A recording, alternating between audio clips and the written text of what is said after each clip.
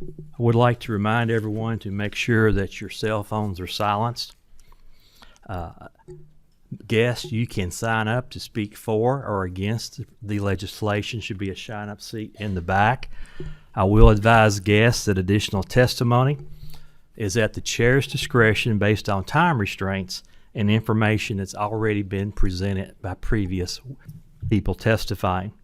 No signs are permitted in the committee rooms, and proper decorum is expected, or you will be asked to leave the meeting room. Mariah, please call the roll. Representative Ballman? Present. Representative Bojanowski? Here. Representative Brown? Representative Emily Callaway? Present. Representative Josh Callaway? Present. Representative Decker? Present. Representative Doan? Present. Representative Jackson? Present. Representative Lewis? Present. Representative Massaroni? Present. Representative McCool? Representative Rayburn? Here. Representative Rawlings? Here. Representative Raymond? Here. Representative Riley? Here. Representative Timoney? Representative Wilner? Vice Chair Baker? Here. Vice Chair Truitt? Here. Chair Tipton? Chair is present. Before we begin our business, I would like to make one announcement to the members of the Education Committee. As you all are aware, the schedule has been changed. Next Tuesday is now a committee day instead of a session day. We will be having a meeting of the House Education Committee, but that meeting will not be at 8 o'clock. It will be at 2 o'clock in room 149 of the annex. Who said I didn't take good care of you guys? All right. The first item, or the only item on the agenda today, is Senate Bill 6, an act relating to post-secondary institutions.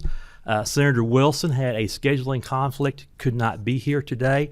Representative Decker will be presenting the legislation today. Members, there is a committee sub in your package. I will briefly explain the difference between the original Senate Bill 6 and Primary House Sub 2.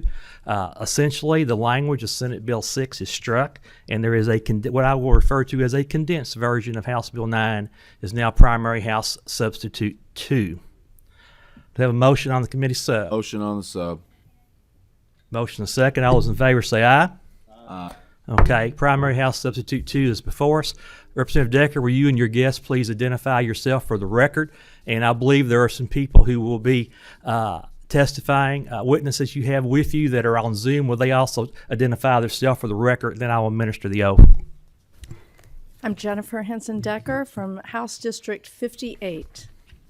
I have with me, and I will allow him to introduce himself, Michael Frazier. His knowledge of higher education policies and procedures has been indispensable in the crafting of this bill. Members of the Education Committee, my name is Michael Frazier. I'm the Executive Director of the Kentucky Student Rights Coalition, but I will be speaking on this bill in my personal capacity. I believe my colleague and Assistant Director will be speaking on this bill in that capacity, but I'm also here as the former director of the Resource Center, the Office of LGBT Resources at the University of Kentucky, and the formerly appointed member of the Equal Opportunity Committee at the University of Kentucky as appointed by Dr. Eli Capilouto. Or two members who with us on Zoom, identify yourself for the record. My name is Gavin Cooper, and I'm just a student at the University of Kentucky here on my own personal reasons. I'm Tim Rosenberger. I'm a legal policy fellow. Will each of you raise your right hand?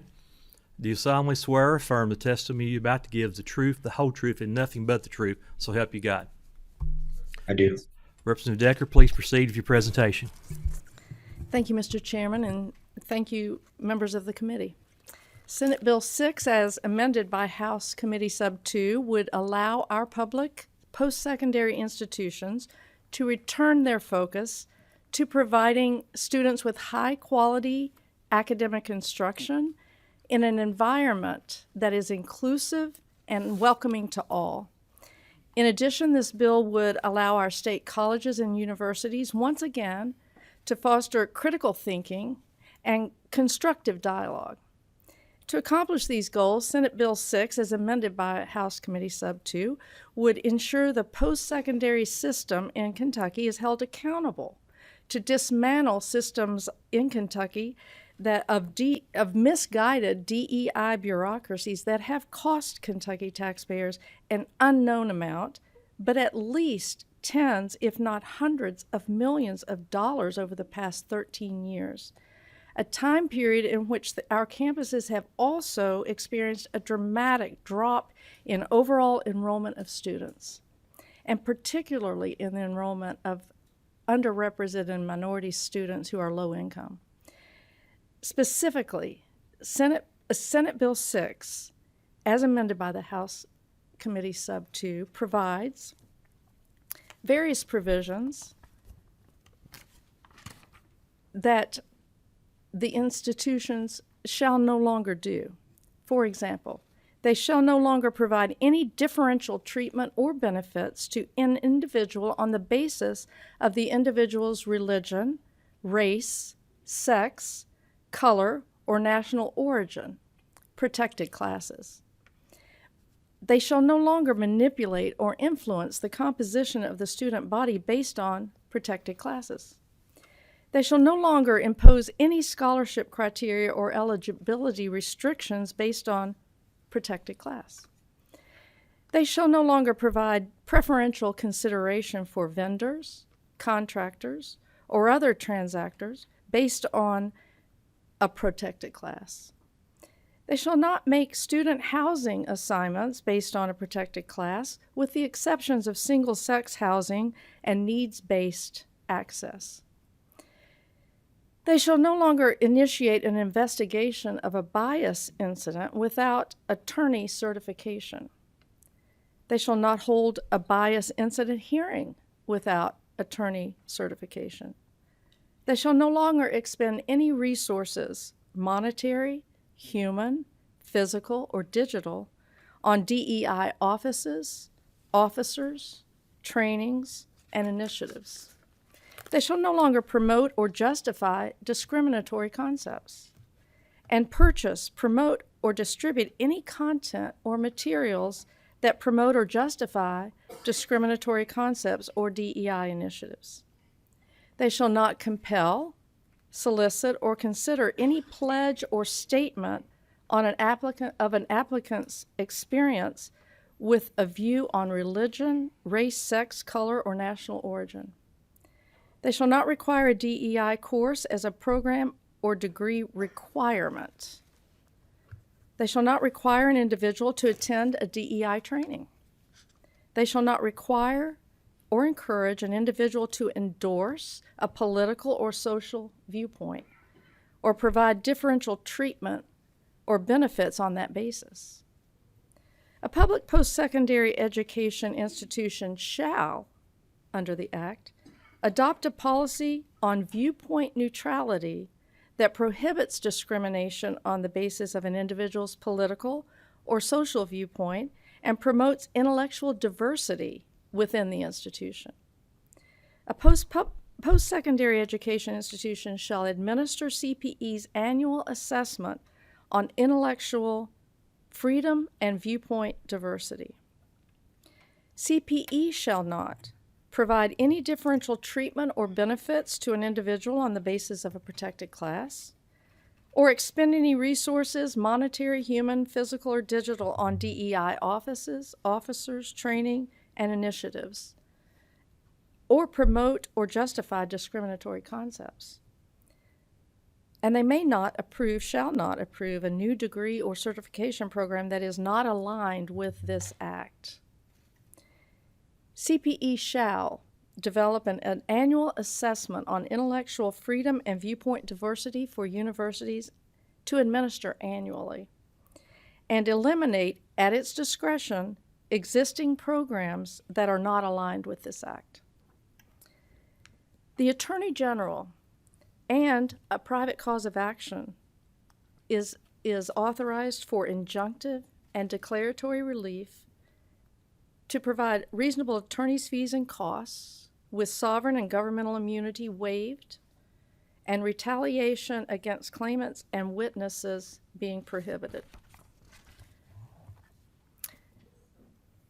House Bill 6 has various reporting requirements for the post-secondary institutions.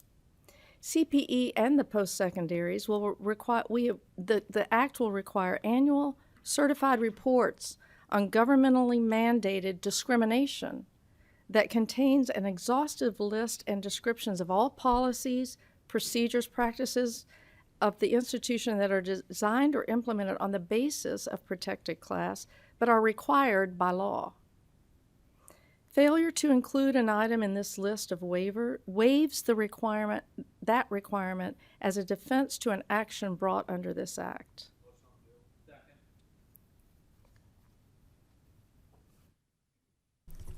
We have a motion on the bill and a second. We do have several people who have identified themselves to speak on the record, pro and con, but go ahead and proceed with your presentation, Representative Decker. Okay. The CPE and the post-secondary universities and colleges have a one-time report due on the implementation of this act that contains designated items that are required. And the post-secondary schools have 6 one-time reports on historic employment data of DEI employees. There are specific terms defined in the Act: bias incident, differential treatment or benefits, discriminatory concepts, diversity, equity, and inclusion initiatives as specifically defined that we are talking about, and resources is defined. That is an overview of the Act, Mr. Chairman. Thank you, Representative Decker. We have had 2 other individuals join us by Zoom. Rabbi Lithligan and Mr. Butcher, if you all will identify yourself for the record, and then I will administer the oath to you. Rabbi Shlomo Litvin, Chair of Kentucky Jewish Council and Rabbi at the Chabad Jewish Student Center at the University of Kentucky. All right. Mr. Butcher, are you there? Yes, thank you. Jonathan Butcher. I'm the Will Skillman Senior Fellow in Education at the Heritage Foundation. Please both raise your right hand.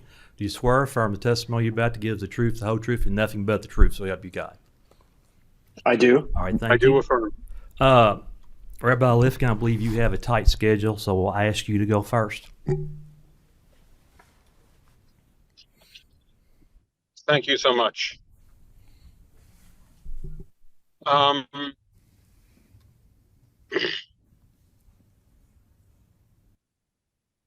Maybe just a second and I'll get started.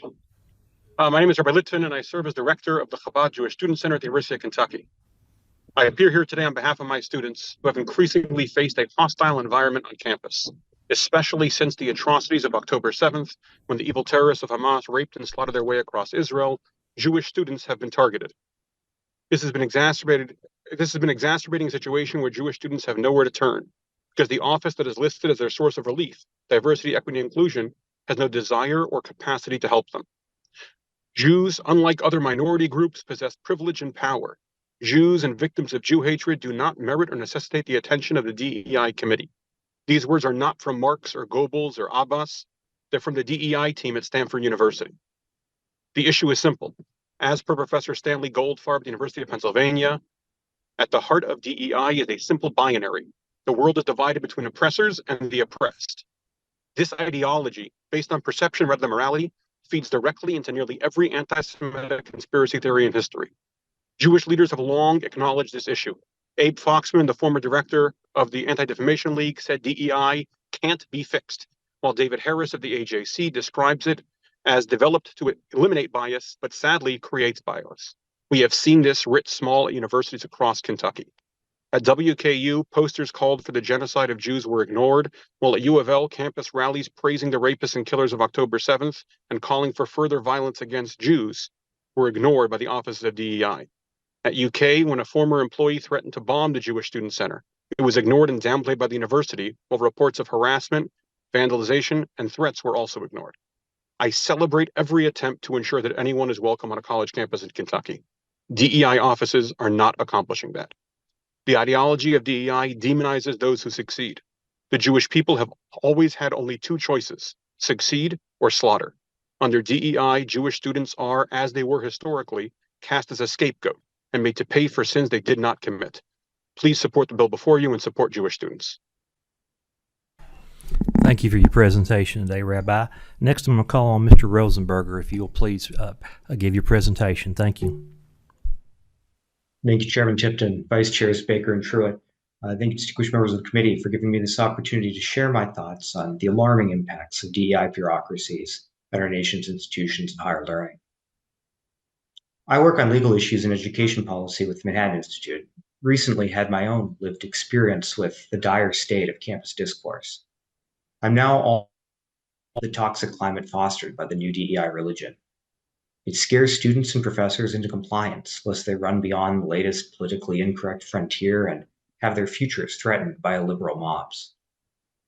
As my educational career has crossed 6 degrees, 4 states, and 2 continents, I've seen the bad ideas that crashed onto our coasts a decade ago seep towards America's heartland and invade states like Kentucky. This past April, I was finishing my legal studies at Stanford. I invited a federal appeals court judge to speak to a student group I led and was horrified by the ill treatment he received at the hands of a jeering mob. Although our student group had booked a room and invited the judge to discuss regulation of social media companies and firearms, a heckler's veto prevailed. This is a situation in which someone who disagrees with the message causes the speaker to be silenced.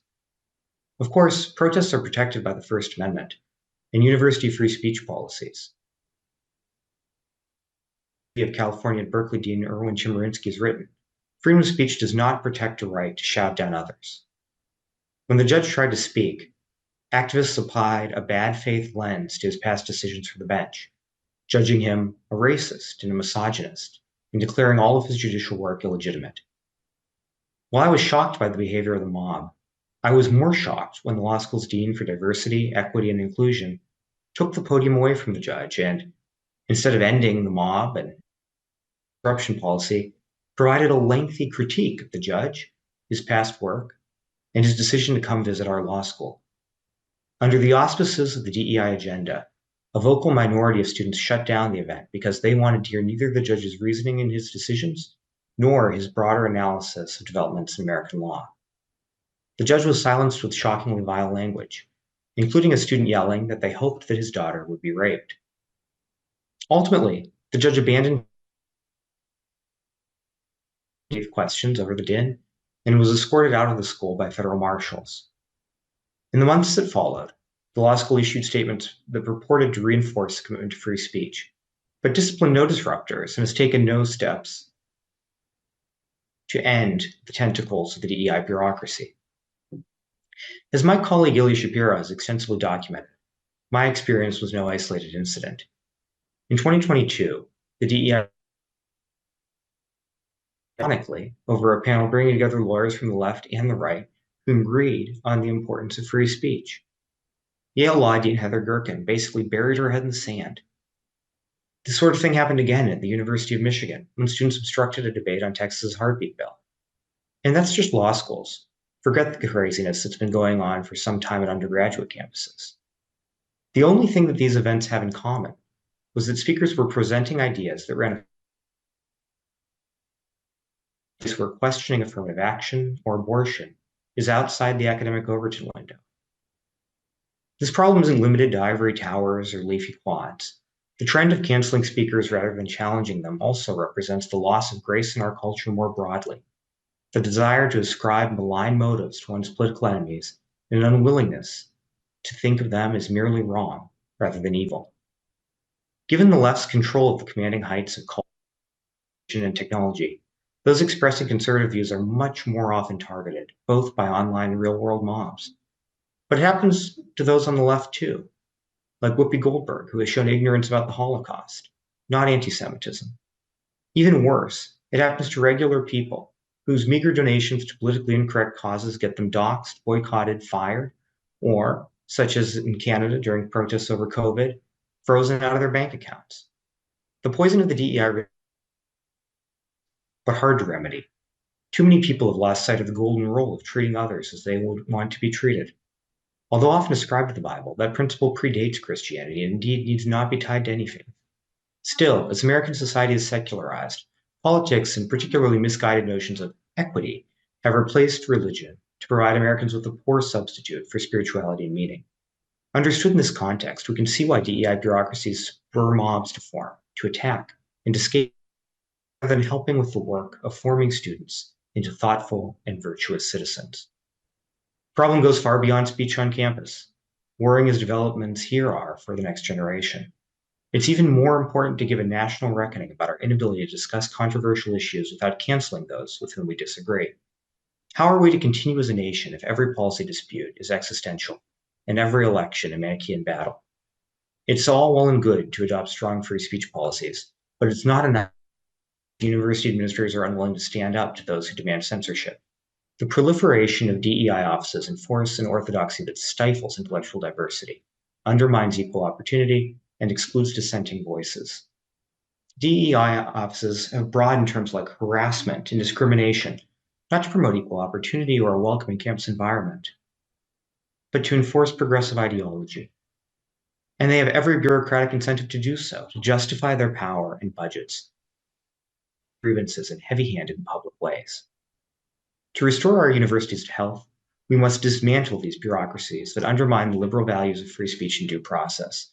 The DE office is superfluous to and at war with diversity, equity, and inclusion, and it means ending compelled speech or loyalty oaths in the form of diversity statements. University presidents and law school deans are very good at instilling whatever values they care about: public service, inclusion, social justice, entrepreneurship, whatever, and academic rigor. But some now claim that those terms are racist triggers. They can do the same for free speech. For several hours last March, I felt like no one cared about the collapse of discourse at our universities, or at least specifically my university. But then news and the videos spread around, and messages of support and concern poured in from around the country, including from some of my friends in Kentucky. Kentucky is positioned to lead, but it is not going out on a limb. Other states, including Texas and Florida, have passed the same issues Kentucky's bill is seeking to fix. Kentucky's bill is particularly thoughtful and nuanced. It reflects your state's long-standing history of educational excellence and legislative moderation. The work at our universities cannot be done from within, so we need external controls from legislatures like you. We can't look to Washington, and we can't look to Congress to fix this problem. We also need exogenous shocks, like the boycott of Yale for clerk judges led by Fifth Circuit Judge Jim Ho. And we need public exposure. There's still a long way to go before universities return to their mission of seeking truth and knowledge, and law schools return to their goal of teaching future lawyers to uphold the rule of law. But we are now rising to meet this need, and Kentucky has a unique chance through this bill to be a beacon for the rest of the nation. Thank you. Thank you, Mr. Rosenberger. Mr. Cooper, would you go next, please? Yes. Good afternoon, Chairman Tipton and members of the committee. My name is Gavin Cooper. I'm currently a junior at the University of Kentucky, where I study community and leadership development. To be clear, as a gay Democrat from West Virginia, there's probably not a whole lot that Representative Decker and I can agree on. However, this issue is one where we found common ground. I come before you today to voice my support for Senate Bill 6, the campus DEI bill. Months ago, I wrote an op-ed for the Herald Leader voicing my concerns over the unchecked and egregious spending by the University of Kentucky that has been placed on the backs of its student body. This was before I was made aware of the shocking budget of its DEI offices, $10.5 million. That's the salary of the DEI offices at UK, with only $382,000 of that being given to scholarships. That should be unacceptable by every person in the Commonwealth. As a low-income student myself receiving the full amount of the Pell Grant, it is troublesome to know that if those salaries were distributed to students with my economic status in the Commonwealth, it could have been $3,456 per student. That distribution would have created legitimate diversity on campus, because that's the issue. These offices are not doing what they claim to be as their mission. The DEI offices have instead created a top-down atmosphere of ideological homogeneity that halts the transaction of free thought and debate within its walls. True diversity at UK is being fought for by cornerstones of our communities, such as the MLK Center, the LGBT Center, and others, which this bill will not dissolve, as well as professors on campus that work to include students from every walk of life in their classrooms. When it comes to academic freedom, another concern of this bill, I've been lucky enough to have professors that truly push the bounds of debate in their classrooms, but I know from students and professors with which I've talked that is not the case across campus. No one on campus should feel fear that they will be punished for their thoughts in the classroom. A friend and mentor of mine attempted to meet with students and organizations to dispel myths about this bill being perpetrated by the administrations at our universities, only to be met with immediate rejection. Let me be clear, you cannot voice dissatisfaction with a bill or a conversation if you never even agreed to come to the table. To end, academic freedom and inquiry are a cornerstone tradition on universities across this country. And if you believe that universities should be places of debate and true learning, you will support any attempt to clear the way for such practices. This is why this bill should pass through committee. I would like to thank Representative Decker personally for the conversations she had with me leading up to this and for adapting the bill to match recommendations from the FIRE organization. Thank you. Thank you, Mr. Cooper. Mr. Butcher, you can proceed.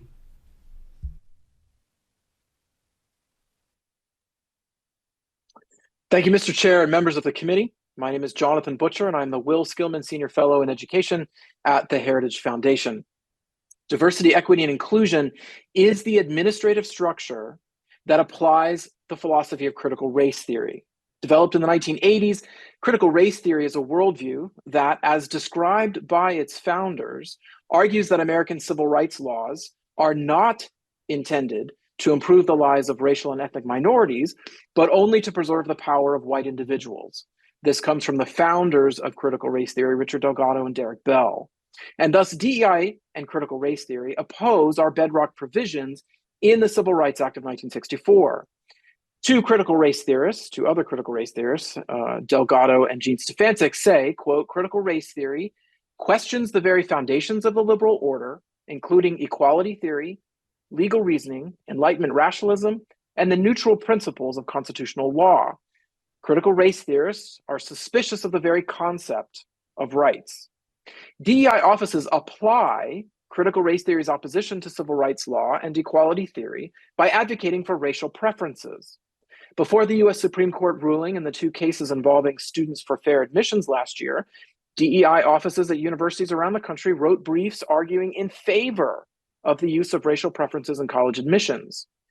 DEI offices advocate for racial preferences throughout campus activities, including hiring processes such as bias response teams. These teams allow individuals to anonymously report taking offense at something they heard or witnessed on a college campus, and then administrators will investigate, causing students to self-censor and chilling expression on college campuses. Federal courts have ruled that these bias response teams that DEI officials actively support and actually administer in some places will, quote, dampen speech. And college officials have shuttered these teams in the course of legal challenges, including at the University of Michigan. DEI offices and their positions run afoul of civil rights laws, which should be enough to close these offices. Yet to make matters worse, DEI programs do not even promote more diverse schools and workplaces and do not promote inclusivity between people from different backgrounds. As I wrote in my book, Splintered Critical Race Theory and the Progressive War on Truth, in one review of nearly 1,000 studies on the effects of, quote, anti-prejudice or DEI training, researchers at Harvard and Yale concluded that the causal effects of many widespread prejudice reduction interventions, such as workplace diversity training and media campaigns, remain unknown. Another meta-analysis looking at nearly 500 papers reviewing different attempts to change implicit bias found that measurements of changes to implicit bias are possible, but those changes do not necessarily translate into changes in explicit measures or behavior, and the effects are often relatively weak. All of that to say is that the research on DEI training has found that there are either no results or that the results have the opposite effect that they had intended. Thus, DEI is not even successful at its own stated mission, and yet businesses spend some $8 billion per year on DEI training. Note, of course, that the New York Times, the Washington Post, the consulting company McKinsey and Company, and others have all written articles saying that DEI has failed to complete its objectives. So state lawmakers should prohibit the use of taxpayer funds for DEI training, prohibit the use of taxpayer funds for DEI offices and employees, and reject the use of racial preferences in public programs. They should also prohibit the requirement of loyalty oaths or DEI statements as a condition of admission, hiring, or promotion in public employment. DEI violates civil rights laws, rejects Americans' principle of equal treatment under the law, and is ineffective at accomplishing the philosophy's own stated objectives. Lawmakers should reinforce the Civil Rights Act of 1964 and reject DEI. Thank you, Mr. Chairman. Thank you, Mr. Butcher. Mr. Frazier, you're welcome to proceed. Sure, Mr. Chairman. I think we did have one additional witness, Rebecca Flower. In addition to my testimony, I was wondering if I could read her statement out loud. She was unable to join us. Proceed. Thank you, sir. To Chairman Tipton and members of the House Education Committee, I would like to preface my statement by making clear my position on diversity, equity, and inclusion. I believe that, like all, diversity, equity, and inclusion is necessary on our campuses, and our courses, departments, centers, and promote these ideals should exist. Centers like the Cultural and Equity Center, the Women's Center, the LGBTQ Center, etc., all do wonderful work on our campuses and make students feel safe and supported.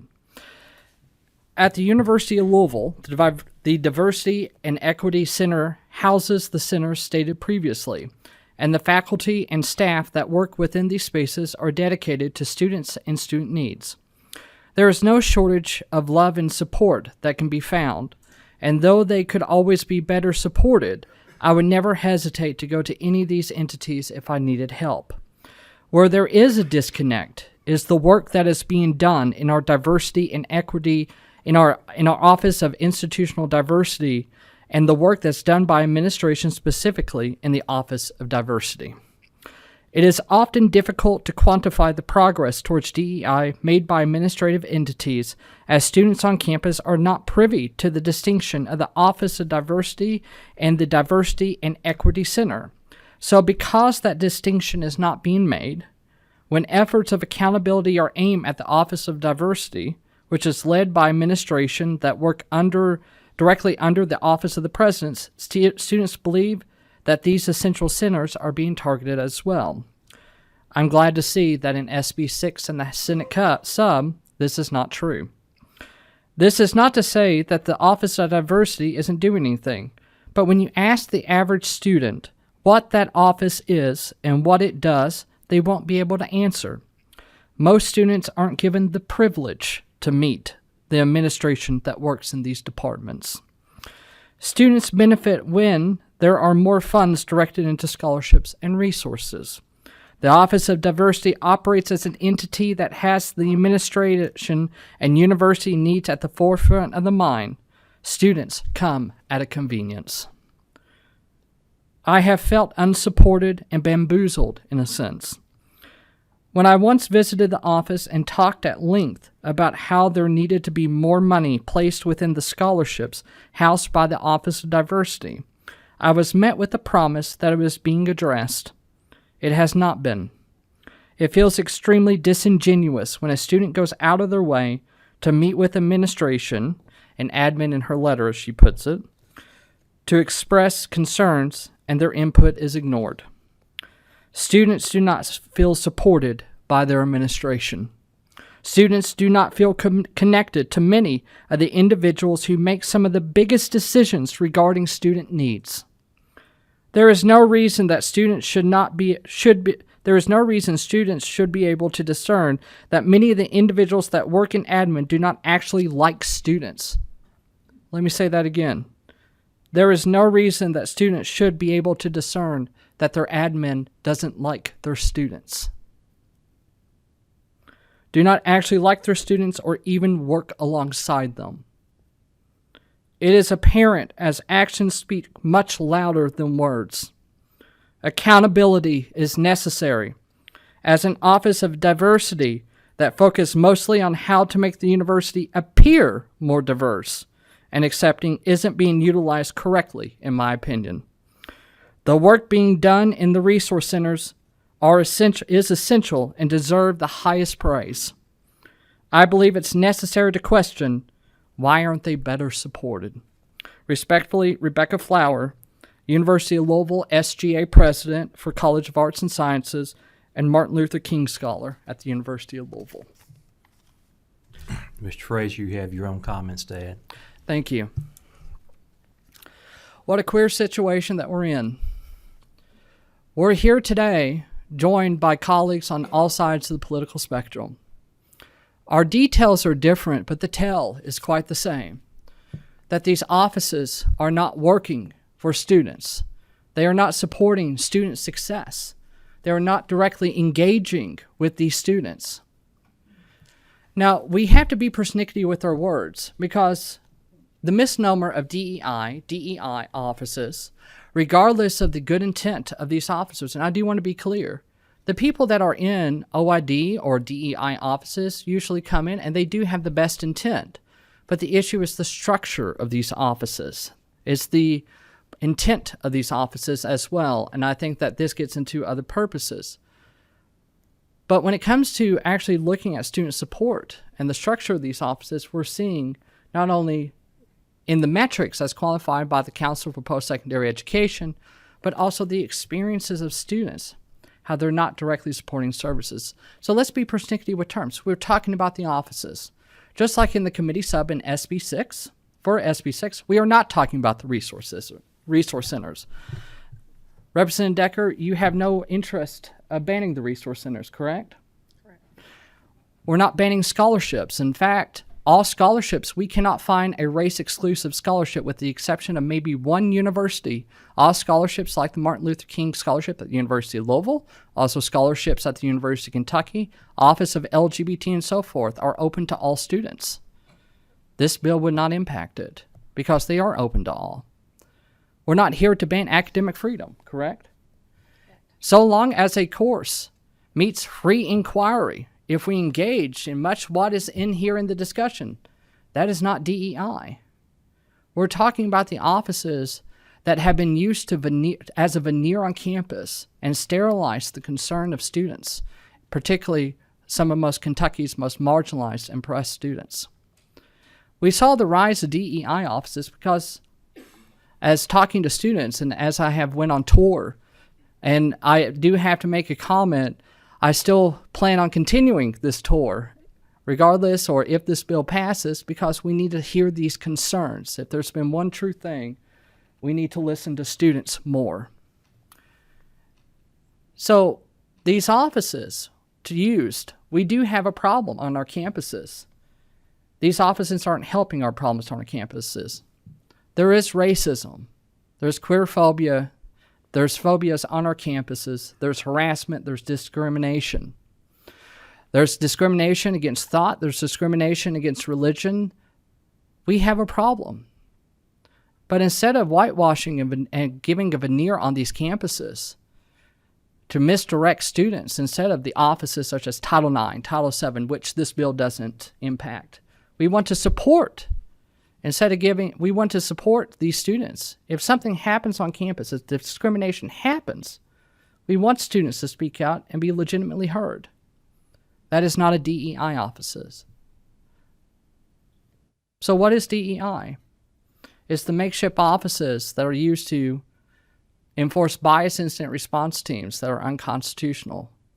UK U of L, and I also believe WKU has one as well, where students are brought in and told that if they don't believe, think, and say a certain thing that may go against certain standards in which are decided, certain things that goes against free thought and student expression, that it may cost them letters of recommendation, it may cost them jobs, which is part of the committee hearing that we heard in committee testimony on the version of SB 6 in the Senate. Well, that works both ways. And we've heard students, including diverse students, say that if you speak truth to power, if you speak on these problems, that we might not be able to consider you for jobs. You're causing problems to the institution when you speak out against racism. We might need to watch that. In fact, this has happened at the University of Kentucky when a student tried to hang out a banner talking about racism on campus in 2019. So we see the cut of the sword. We see the sword cut both ways on this situation. And that's the reason why we have such, and in my opinion, quite the diverse coalition when it comes to this. And we do have individuals when it comes to free thought, free expression, and we need representation as well. Because student voices do matter, and they do need to speak. And I'm so proud of Representative Decker for taking the time to actually go visit these offices, to talk to these students and hear these concerns and work with the best intentions, and also have that reflected in the bill. Again, and as anybody who has worked with institutional diversity or in diversity and trying to promote equality on campuses, we all know the phrase, talk is cheap, show us in paper. Well, it's in the paper. Folks, as I said, I'm here speaking in my personal capacity, but I also speak from my experience from the University of Kentucky. I have a unique experience as a non-traditional first-generation gay student. And also uniquely, or as some people may say, as not so uniquely, or shouldn't be, as a gay Republican. While we might have differences, I have a unique perspective in the sense that I have my foot on both sides of the equation. I get to hear these perspectives. And I have to say that hearing perspectives of students, and also from perspectives of DEI officers, who are saying that when they come to what they believe is to be the dream job, to actually make social impact, when they believe that they're in the position to actually cause social change and to address some of the nefarious issues that we see on campuses, from students being called the F word down Columbia, or at SACS, the at the Student Recreation Center at the University of Louisville, when somebody drives down and says the N word. When a transgender student is being harassed at the University of Louisville by a fraternity, when a student needs assistance when it comes to witnessing or dealing with a friend having suicide at Western Kentucky University, these students aren't being supported. Because when we talk about diversity, we're not just talking about marginalized students, we're talking about disabled students, veteran students. And I've had the unique opportunity to be able to hear these students from all perspectives. And I have to say that our campuses have been failing these students. So I look forward to the question, and I do urge this committee to review the language, talk to students, not administrators, and look at how we can better support these institutions, support the resource centers who have been called, quote, the angels on campus. That's where the money needs to be going, not the veneers to whitewash and sterilize issues on campus. Thank you, and I look forward to your questions. Representative Decker, Mr. Frazier, we have several citizens who have signed up to speak. If you all could leave the table, I will bring these individuals up. The first person I'm going to call up is Mr. Travis Powell from the Council for Post-Secondary Education.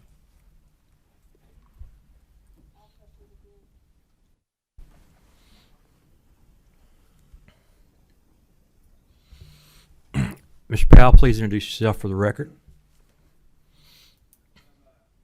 There we go. Travis Powell, I'm Vice President and General Counsel for the Council on Post-Secondary Education. Please raise your right hand. You swear or affirm the testimony you're about to give is the truth, the whole truth, and nothing but the truth, so help you God. I do. You please proceed. Thank you, Chair Tipton, members of the committee. Want to first off take the opportunity to thank Representative Decker for our conversations that we've had on this legislation. We started our conversations back in January on discussions on the bill, and I have really appreciated the dialogue that we've been able to have. We haven't always agreed, but I provided comments to the bill. Some of those were in the revised version. We didn't agree on the big concepts, and perhaps I could have been more persuasive. But when we I heard a lot of today talking about free debate and free exchange of ideas, and Representative Decker and I definitely had that, and I appreciate her engagement on this process. You know, at CPE, we are, and President Thompson, who couldn't be here today, is traveling on business, is statutorily the chief advisor for higher education to the General Assembly and the governor, and we take that responsibility very seriously on all issues. And obviously, you know, as you might expect, we are speaking in opposition of this bill on behalf of CPE and all the universities and KCTCS institutions in the state. But we are advisors to the General Assembly, and we always try to provide good feedback whenever asked, no matter what the issue. So anyway, again, I appreciate your time, Representative Decker. When we talk about DEI, at least at CP and how we define it as in a very broad way, and it's very simple. It is simply finding folks from different backgrounds, marginalized backgrounds, or any backgrounds that they might be from, and helping them to be more successful in their college pursuits, whatever that be, whether that be a 4-year degree, whether that be a technical degree. We want to get the students the supports they need in order to be successful, and that's how we define DEI. It's not about any kind of ideology or any kind of adherence to any ideology on any side of the political spectrum or otherwise. We just want to get the folks the help they need in order to be successful. And I think we've done that through what we consider to be DEI. And again, definitions matter, but I will tell you from our perspective in DEI, since 2012, we are really moving the needle on this. And we're going to have to do this as a state if we're going to meet our 60 by 30 goal and getting 60% of our working age population with a credential that matters by 2030. Because we have 20% of our population right now that are underrepresented students. And we have to serve those students well. And I really think that we have when we get them into the system. So just some data to tell you, since 2012 and 2013, retention rates for all students have gone up 9.5% at KCTCS institutions and 6%. That's first to second year retention has gone up 6 percentage points at all institutions, for all students. But for URM students, it's gone up 13.5 percentage points at KCTCS institutions and 8.6 percentage points at 4-year institutions. And for low-income students, which again we include in our definition of diversity, low-income students, 8.5% percentage points increase for KCTCS institutions and 7.7 percentage point increases for 4-year institutions. Our graduations have rates have risen tremendously. That's our 6-year and 3-year graduation rates for our 4-year institutions and our community and technical colleges. Overall have gone up 20 percentage points for KCTCS institutions and 10 percentage points for 4-year institutions. And our low income and underrepresented minority populations have gone up even more than that. So, and we attribute this, at least in partial part, to our DEI efforts. It is moving the needle, but we are having a really hard time getting those folks into the pipeline. As you all know, and in this committee knows, and here's so many issues around K-12 education, our students are not persisting into college at the rate that we want them to. The rate has dropped below 50%. So we have to have all the tools in the tool bag in order to help all our students be successful in Kentucky. And I'm afraid that this legislation may limit us in being able to do the things we need for students, because it talks about differential treatment of students based on race, sex, national origin, that sort of thing. And we treat students differently on those bases because they are different on those bases. And it's not in a way to discriminate against those other students that are not, but it's a way to provide additional support to those students that meet those criteria in order to help them to be successful.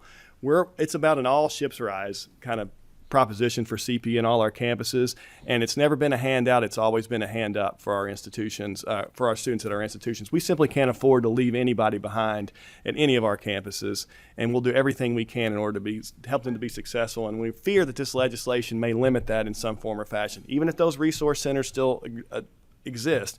We can't promote or provide differential treatment to individuals based on the differences that we know that they have that could severely limit us in being able to do the things we need in order to help them to be successful. And just a few things that I'll mention that I worry about with this legislation. And number one, I worry about students getting the supports they need to be successful, as I've already mentioned, and I'm worried that this may limit this. This bill has a significant regulatory component to it. The committee substitute is very long. There's a lot of pages for institutions to look through on how to comply as a general counsel, not to an agency but to CPE, to have to figure out how this is going to play out on our campuses and how to actually apply it in order to be in compliance with the legislation and all the reporting requirements that are involved, all the exceptions that are listed to discriminatory concepts. For example, there are 19 exceptions to the application of the Section 1 that prohibits DEI initiatives and DEI offices on our campuses. And within the DEI initiatives, there are 14 exceptions. So there are so many exceptions to the rule, trying to figure out which ones we need to apply, which ones we don't, which ones does the federal law require, which ones do they not require. Is what we're doing, can we do something else that maybe would more comply with the legislation that is passed, that would also comply with the legislation? These are questions that we're going to have to answer at our campuses, and with the fear of being sued for these, with the private right of action that's created by this legislation too. So that's a concern I have, is on the compliance side. I also worry about the chilling effect that this that this may have on our recruitment and retention of underrepresented students. Regardless of what the legislation says, if anti-DEI legislation is passed in Kentucky, I'm worried that it might turn students away or might send them out of state. That might feel like this would mean that they wouldn't be welcome on our campuses. Now, we can have the conversation about how that's not the case, and they are welcome on our campuses, and the legislation doesn't prohibit us from welcoming them and making it an inclusive place. But I'm concerned that it may have a chilling effect on those individuals. So that's another concern. And then finally, again, I worry about the private right of action for our campuses. Any waiver of sovereign immunity for our campuses is something that we always do not support. And worried about them having to defend lawsuits. Again, there's a lot of nuances in this bill and how it's going to be applied, and I'm afraid that could result in a lot of lawsuits that our institution would have to defend in compliance with this, and really taking the focus away from, again, like I said before, helping students to be successful. That's what we're really focused on, and I can't say to a T, and I certainly, the students that have testified on this bill, students that testified on Senate bill, on the Senate bill and Senate education, I don't discount their experience at all, but that's not what we're about. If there's an interest in, prohibiting ideological proliferation or adherence to any ideology or that sort of thing for employees, contractors, students, that kind of thing, go in that direction. If that's really the goal, but don't take away the resources from from our offices to help the students to be more successful. And the one thing that I will mention that I do support in this bill is the freedom of thought, freedom of expression. That's something that I think, in a positive manner, that's something I think we can focus on. I can tell you at CPE, as part of our DEI policy, we want to double down on that aspect. We want to make sure that students aren't shouted down for any of their ideas, that they feel comfortable in order to express their opinions, whether those be conservative, liberal, in whatever circumstances they are. And we've got to work in a way to make our civil discourse better on our college campuses, because that's going to proliferate when they leave our campuses and go out into the world. Free discussion is of utmost importance and debate on our college campuses, and anything that we can do at CP to support that. So to the extent that that's in this bill, we certainly support that. Anyway, I appreciate your time. Thank you for having me, and I'll be around for questions if anybody has them. Appreciate that, Mr. Powell. Thank you. We have 12 individuals on the list signed up to speak. The way I'm going to ask you to do this, we've got 3 chairs up here, so I'm going to ask 3 people to come up at a time to try and expedite the process. The first 3 people I have is Kimberly Kennedy, Felicia Newman, and Dr. Trinidad Jackson. If the 3 of you all would come forward, please. The microphone's in front of you. Make sure the button is pushed and a green light is on. And please make sure those microphones are pulled close to you. Sometimes it's difficult for people to hear. And due to the number of people who have signed up, I'm going to ask you all, each of you, if you could limit your comments to 3 minutes or less. But begin with, please identify yourself for the record. Then I will administer the oath. Felicia Newman, Louisville Urban League. Kimberly Kennedy. Dr. Trinidad Jackson, a Please. private citizen, but also, what was that? Okay, I can hear you. Go ahead. Okay. A private citizen and also KFTC member. Please raise your right hand. Do you swear or affirm the testimony you're about to give is the truth, the whole truth, or nothing but the truth, so help you God? Yes. Yes. Please proceed. Whoever wants to go first. Thank you. My name is Felicia Newman. I am the Director for Policy and Justice at the Louisville Urban League. And I'm here on behalf of the Louisville Urban League and our President and CEO, Lyndon Pryor. The Louisville Urban League vehemently opposes Senate Bill 6. This bill will claw back all the progress we've made here in the Commonwealth. It will render higher education students less competitive in a global economy, and it will have them be less educated than their peers. This bill is bad for our students, it's bad for higher education, it's bad for the economy, and it's bad for the Commonwealth. I know I only have 3 minutes, but I want to tell you a little story about my mother, who was born in the 1950s.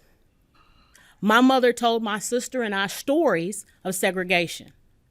My mother told us stories of being denied food at a lunch counter when she was with her class on a class field trip.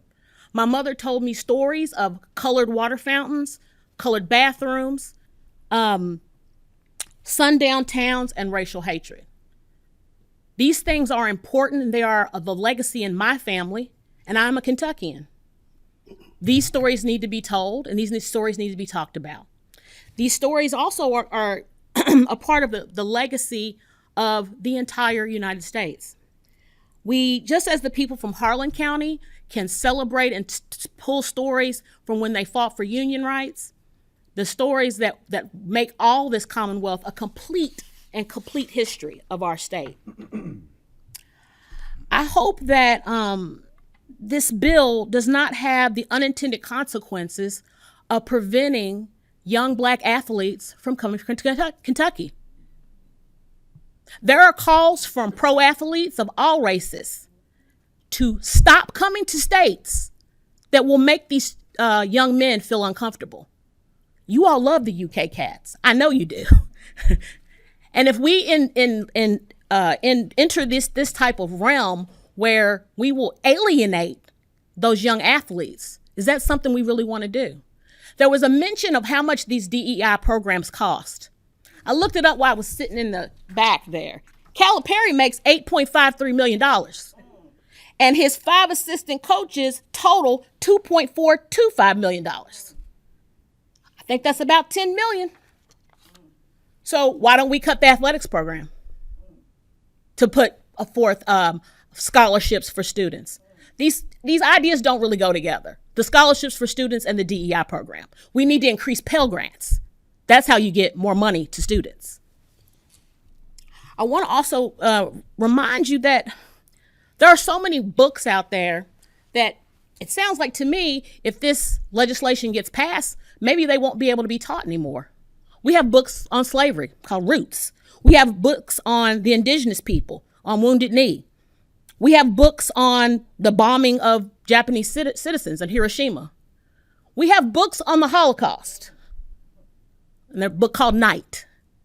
These topics make people feel psychological distress, as you have listed in your bill. This makes people feel shame, guilt, discomfort. How are we going to have a prosperous Commonwealth, a well-educated populace, stop the brain drain from this state if we do not highly educate our students on things that are distressing or shameful or guilty? Make them feel guilt. Diversity, equity, and inclusion does not teach anything outlined in this bill. It doesn't teach any of that.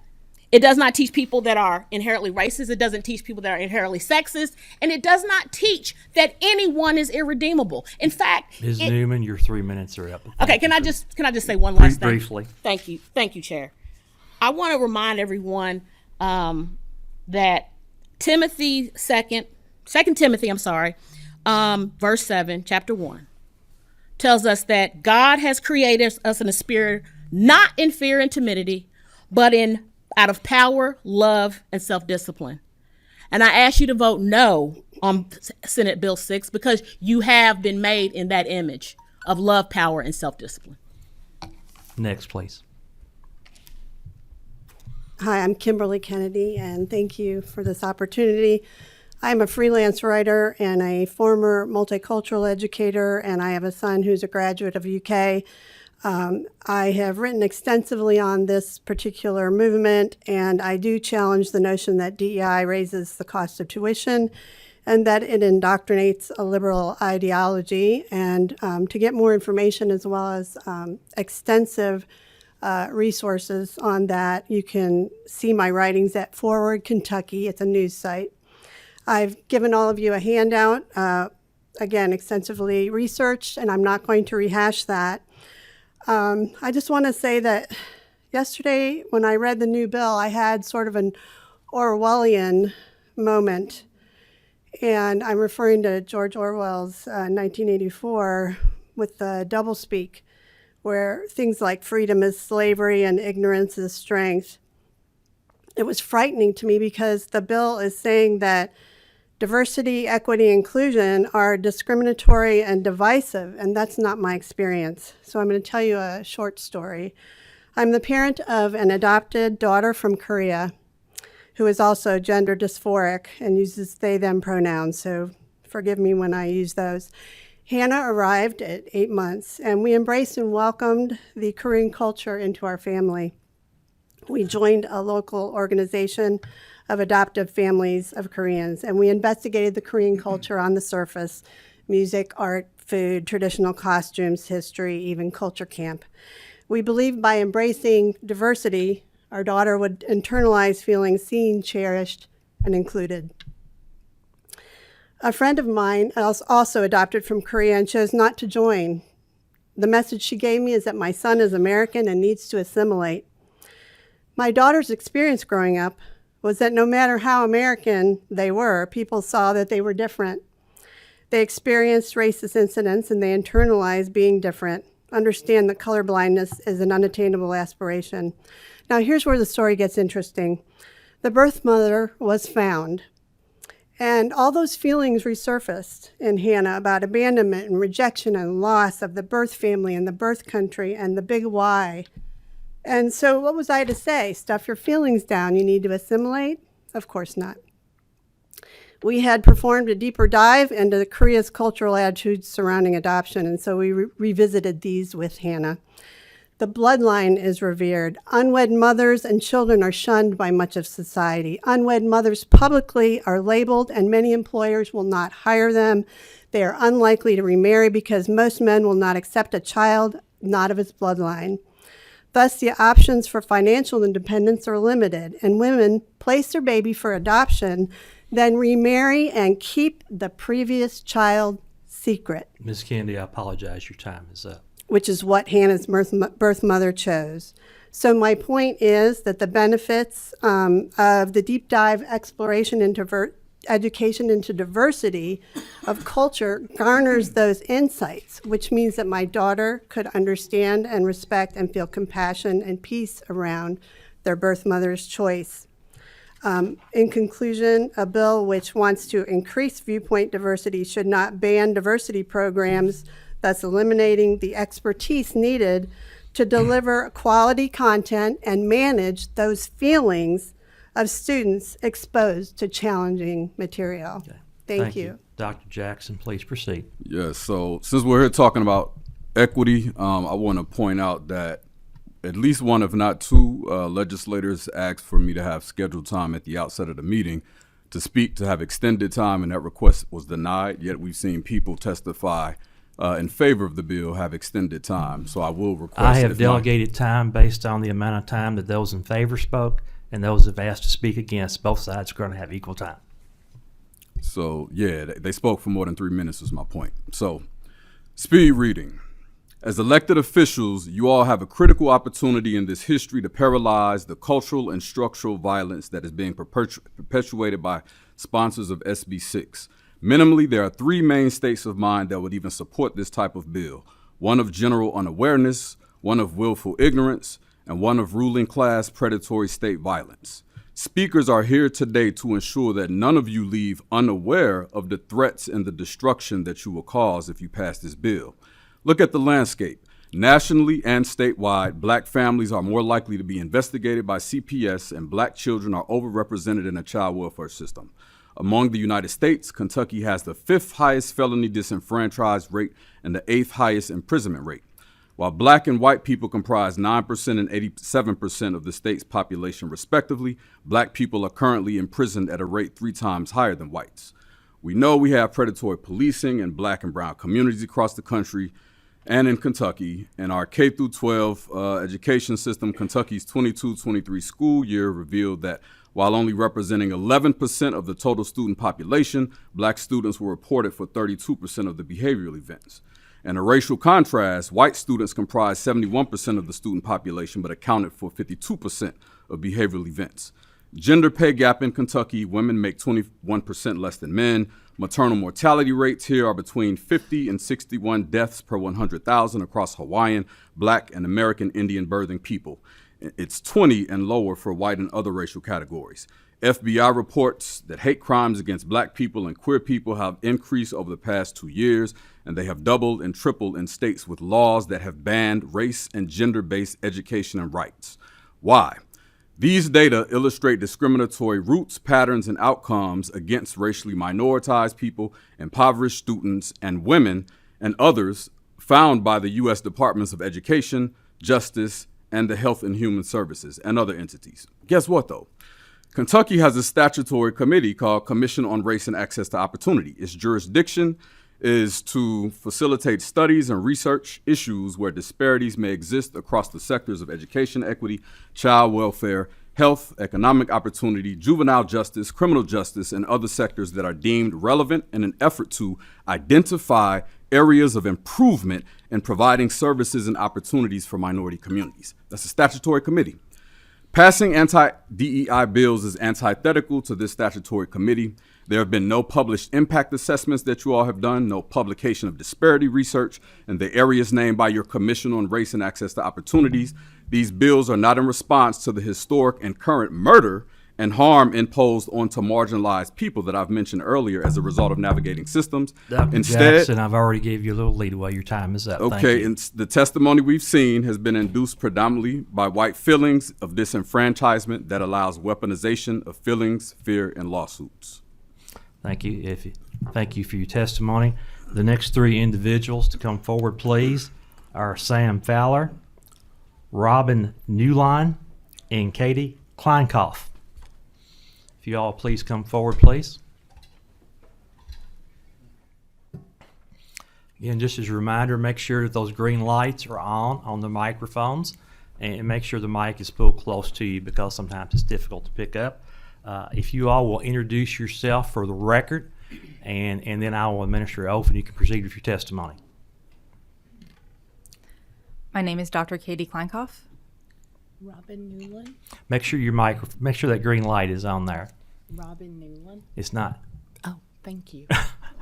Would you repeat that again for the record? Robin Newland. Okay.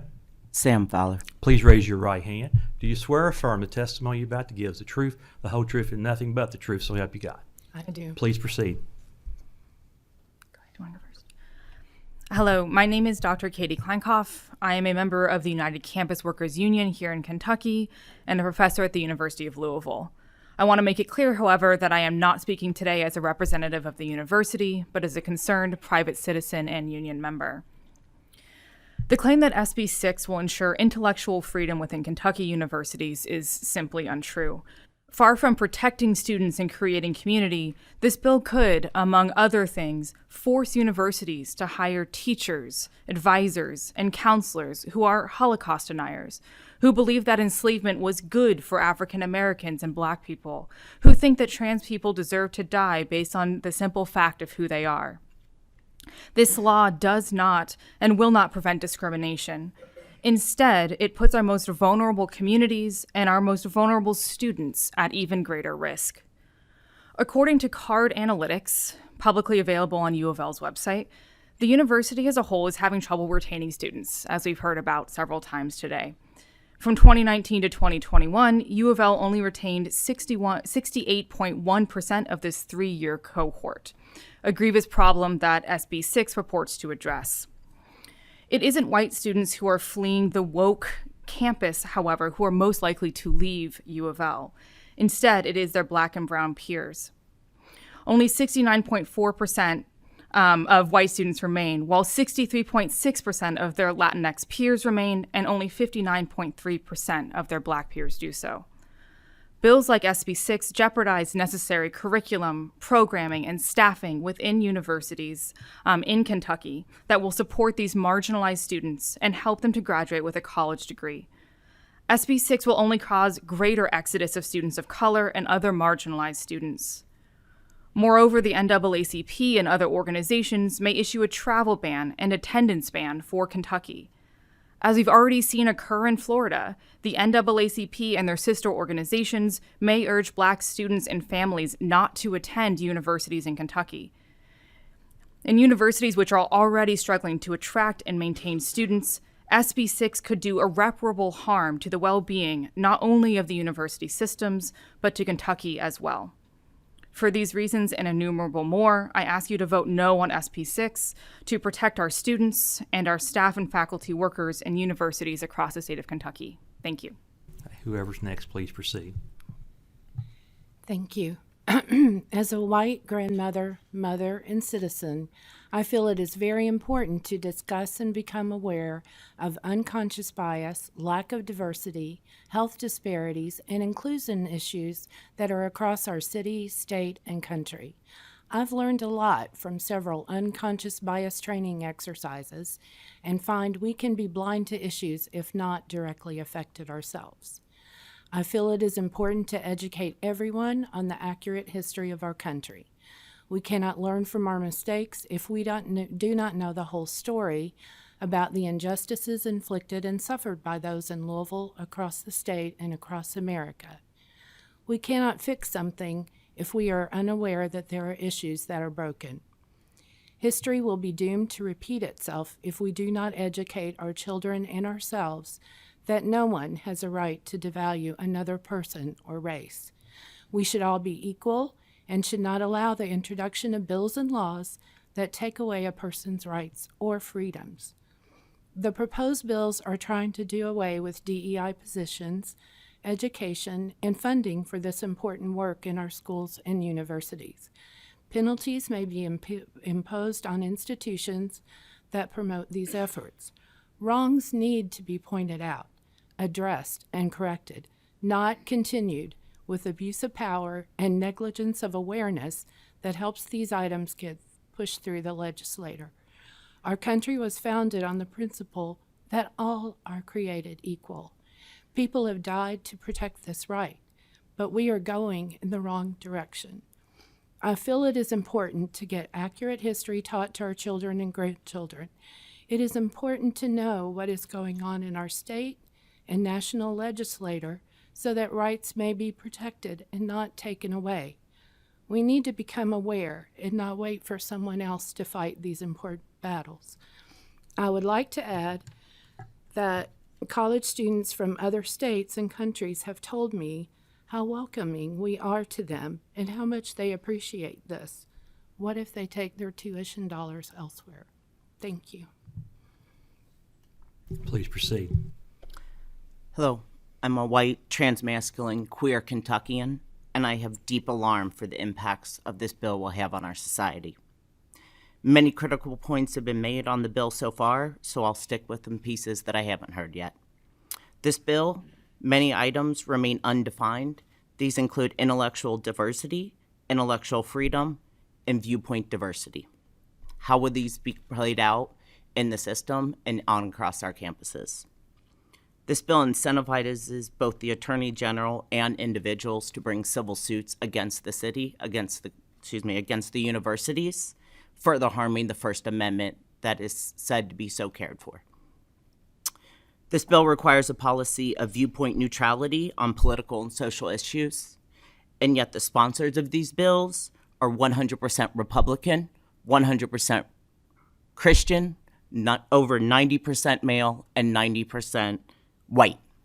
So where exactly is the neutrality of the goal when the neutrality of the sponsors is not seen?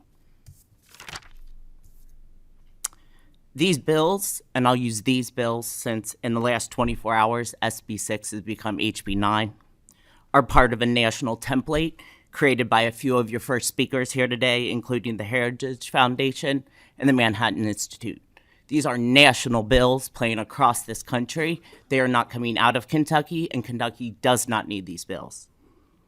This is not what Kentuckians want. There's been so much secrecy in the process of these bills that I think if we are going to require something that students learn in orientation, it's the legislative process. Because I would like to know exactly how these bills have already had 2 readings on the House floor when the House Education Committee has not passed them out of this city. You say you want to hear from students, and yet this whole week, where these bills have been moving, every student across the state, nearly every student across the state, is on break. They are home, they are away, and they are not present to hear from me. And finally, if the legislators had a true understanding of what exactly happens in DEI and these spaces we craft, we would have fewer white Americans believing they are the descendants of slaves.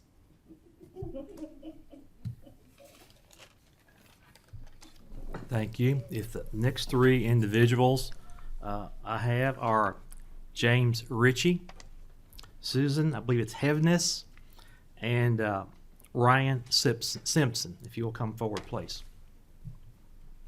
Is this on? Again, just make sure those green lights are on and the microphone's pulled close to you. If you all will, when you're ready, please identify yourself for the record, and I'll administer the oath. James Ritchie. Dr. Susan Skis Herms. Herms. Ryan Simpson. Yeah. Try again. There we go. Ryan Simpson. Okay, please raise your right hand. Do you swear or affirm the testimony you're about to give is the truth, the whole truth, nothing but the truth, so help you God? I do. Please proceed. My name is James Ritchie. My statement will be fairly short. I'd like to say I am here as a private concerned citizen. I'm not representing any organization. I am a PhD student at U of L. I am here on my spring break. Part of my PhD studies include a graduate teaching assistantship in which I teach Introduction to Film Studies. I'm very concerned about the potential lawsuits towards the university, instructors, other individuals. As I teach film studies, there are many, many controversial, divisive, or otherwise unpleasant topics that come up in the history of film. But in order to teach the subject adequately to the best possible academic rigor, it is necessary for me to address these topics in the capacity of my work. I am all for free intellectual debate.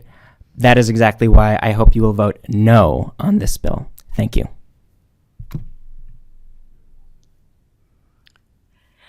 Thank you. So my name is Susan Skis Herms. I'm going to be honest. I am nervous because a forum for free speech should allow everybody to feel comfortable. And I'm not sure that I feel that.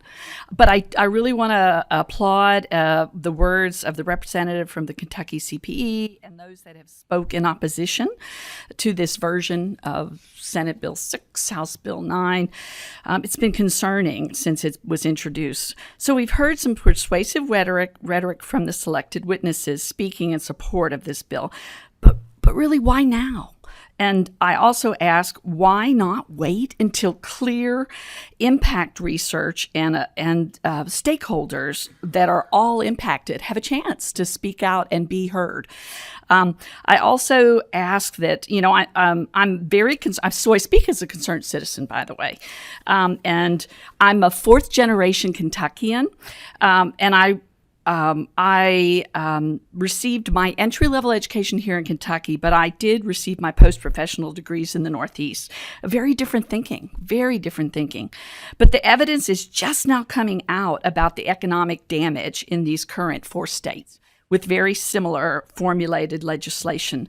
My own healthcare background with the national conference I'm going to be attending next week and receiving a national award is being boycotted because they picked Orlando 5 years ago. And we're still trying to figure out how to move forward. And many organizations that are choosing to ride out the COVID penalties for cancellation, they're taking an economic hit. And I also have colleagues that have been working in these states in healthcare and in higher education, and they're leaving. They're taking their research agendas, and the students that used to have high numbers are not choosing these states because, especially in healthcare, it's a premium. For 4 decades, we have had DEI training as a provider, and it opened the space. It opened the opportunity for trusting conversations. So I also, in the back of my head, I keep thinking, the 150th running of the Derby's happening. Will that be boycotted? Are we going to see these economic impacts in Kentucky that are happening? Again, why now? Why the push? I have a long set of stories that I'm not going to tell you, but if there's ever an occasion where I can have extensive reporting, we only discovered, like the last 15 years, that my youngest brother is the youngest son of the youngest son of the youngest son of a slave owner. We did not talk about that for 2 decades. And to have open conversation is something that education allows us. So my last phrase is change is inevitable. Growth is a choice. So thank you so much for your time. Thank you. Next, please. I'm also a little nervous and a little cold. You all keep it freezing in here, I'll say that much. Hello and thank you for being here and listening to the various perspectives on this bill. I'm Ryan Simpson. I'm a resident of Jefferson County. I'm not here today speaking on behalf of any institution or organization. I'm here just on my own behalf. But what I am speaking from is 15 years of experience doing diversity and equity work in various forms in higher education, in the Commonwealth, and another decade of experience working in nonprofits that address health equity issues. I feel like there's, and I'm hearing, definitely some misunderstandings about this kind of work at colleges and universities. And I believe there will be consequences from this bill that may not be fully known or appreciated. I also want to take a moment, as we're talking about diversity, the lack of diversity of the sponsors of these bills, which, again, I don't know the percentages of each, but are predominantly or 100% white. It doesn't look bipartisan. And I don't know the religious identities of all, but it does not seem very diverse perspectives going into this bill. So talking some of the roles that I have served in DEI positions, it's not that of an administrator or a researcher, but as a staff member who constantly interacts with staff, students, faculty, residents, et cetera. In my experience, the majority of this work that is being done is to help these individuals thrive in school and work, our workplaces, to make them better. So it could be helping prepping for graduate school applications, finding resources to pay for tuition, assistance with conflicts with coworkers, exploring the ways to reduce the many health disparities that we have in our Commonwealth, or helping ensure individuals feel like they belong in college, in dental school, or whatever path they hope to follow. We absolutely assist those who are feeling isolated, harassed, currently and historically underrepresented, and we should be supporting these individuals. And we assist everyone who walks in our doors, regardless of identity. I'm a white, straight, middle-aged male, and diversity, equity, and inclusion includes me as well. The individuals in DEI offices are the ones fighting for students from rural areas, for veterans, neurodivergent students, first-generation students, Pell-eligible students, just to name a few. So when this bill says terminate all DEI positions, these include the people who run these resource centers and who do all of these programs. Help run federal and programs as well that have these intentions. The purpose of this bill, from my perspective, is not to create jobs, improve education, or address our many health disparities, which there are many. I fear it will cause quite the opposite. It does call for terminations of positions of tax-paying Kentuckians, and their families will be impacted as well. So keep that in mind. Those at universities will lose their jobs. I am worried about students not coming to our state. And we will continue to have some of the worst health outcomes in the U.S. if we aren't actively talking about them and addressing them. When I'm traveling out of Kentucky to recruit students, it takes a lot to overcome some of the negative myths about our state, which just aren't true. And I fear this will make it hard. I apologize, but your time is up. I will just say that I'm very worried about what the impacts of this bill. I will make it harder for us to do our work as educators, and I'm asking you to vote no on this bill. Okay. Thank you all for your presentations today. Our last three people who have signed up to speak are, I believe it's Marion Vassar. I apologize. Is it Lisa or Tish Gunderman? And Representative Daniel Grossberg.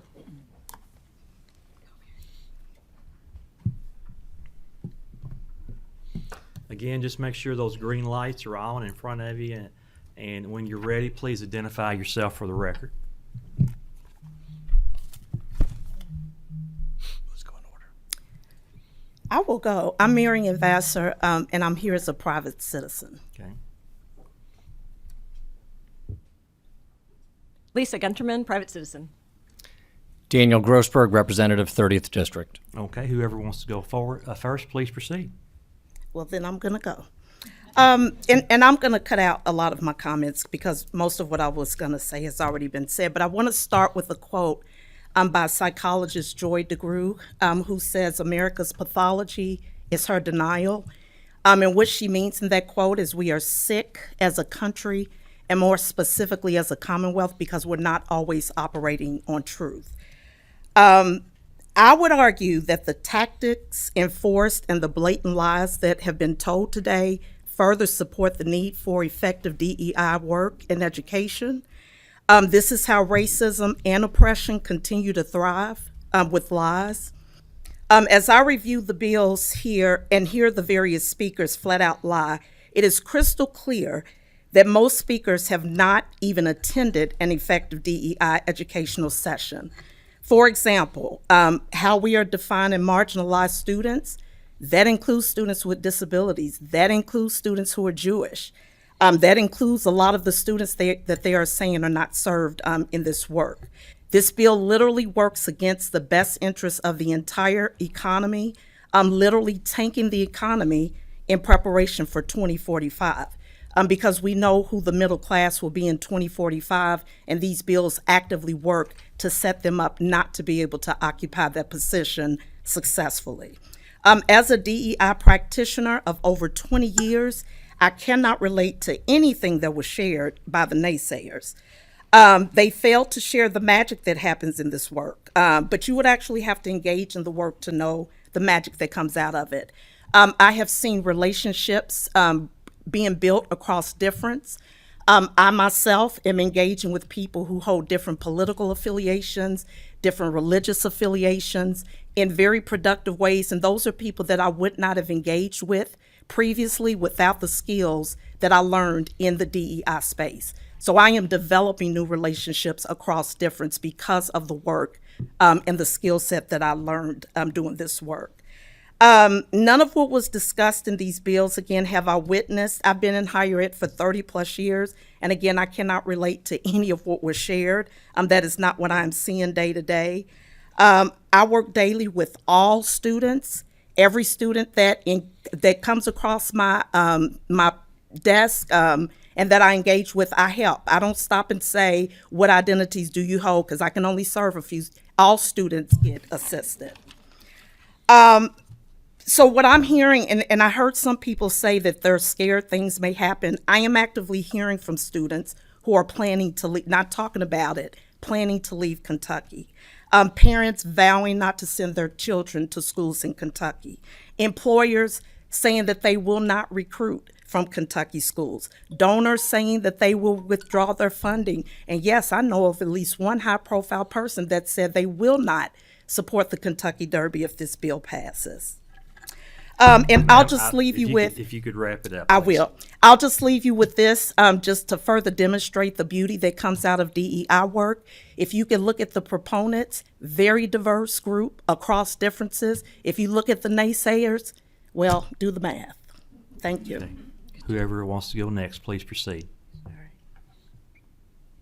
I knew I shouldn't have gone after Dr. Vassar here. Thanks so much for the opportunity to be here today. You've heard a lot of statistics. You've heard from people who are academics, and from me as a private concerned citizen. I'm also the parent of 2 boys. When I looked at the bill, I just saw a word salad. I'm going to be honest, I didn't quite get, we were talking about we're not going to allow this, but we do want to allow freedom of thought, but we're not going to allow this type of freedom of thought. So I'm just going to be honest, I was a little bit confused by this. I'm also coming to as a 5th-generation Kentuckian. While I hail from Jefferson County, my grandmother, born in 1910, hailed from a farm outside of what's now called Bowling Green. One of the lessons I learned from my grandmother was leave a place better than you found it. Whether that meant picking up trash while we were out on a hike, helping relatives clean up after a family gathering, or volunteering in my local community, it was important to her that we made a difference. I'm sure when each of you were asked about your why when it came to running for office, you answered that you wanted to leave this state better than when you found it when you first took office. Senate Bill 6 does just the opposite, and I respectfully ask you to vote no for a couple of reasons. The first, a wise person once said, "We all do better when we all do better." We know from data that when students feel like they belong, they succeed. Kentuckians deserve to see their college students succeed and walk across that graduation stage. They deserve to have us all applauding for them and their success. We need more support for Kentucky's young people, not less. And number 2, Kentuckians deserve a vibrant economy and competitive employment opportunities. We know from data that companies are hesitant to relocate to states like Kentucky that have passed or are considering passing measures like this. And as a proud Kentuckian, like I'm sure many of you are, I have traveled outside this state and heard people make fun of us and talk about us behind our back and in front of our back. A bill like this does not help. We live in a global community. It is on each of us to prepare our students and young people to compete in this economy. And that means we increase their knowledge of diversity, equity, inclusion, not decrease it. I guarantee you that if we don't do it, other states will. They will recruit our best and brightest, and they won't return to our state. Kentuckians are concerned about how to pay their bills. They're worried about their health care. They're worried about their children having a bright future. When they go to bed tonight, they are not thinking about DEI. They're thinking about, how do I keep the lights on, and do I have health care in my job? The idea that we are spending taxpayer dollars on such a divisive bill rather than uplifting all Kentuckians is contrary to our state motto, which is united we stand, divided we fall. I encourage you to remember your why and vote no on HB 6. Thank you. Representative Grossberg. Thank you, Mr. Chairman. I'm speaking to you here today as the only practicing Jew in the Kentucky House of Representatives, and I'm countering the speech given prior by another Jew who claims that DEI advocates the oppressor-oppressed binary that has leveraged anti-Semitism throughout history. Let me be clear.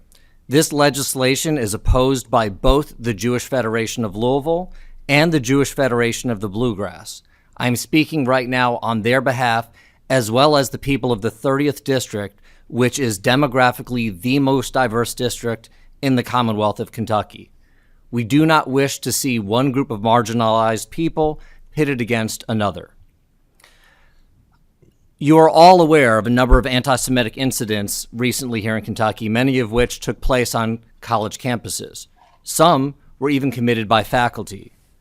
I've shared a fraction of those incidents with you, and statements from the students and faculty who often feel unsupportive.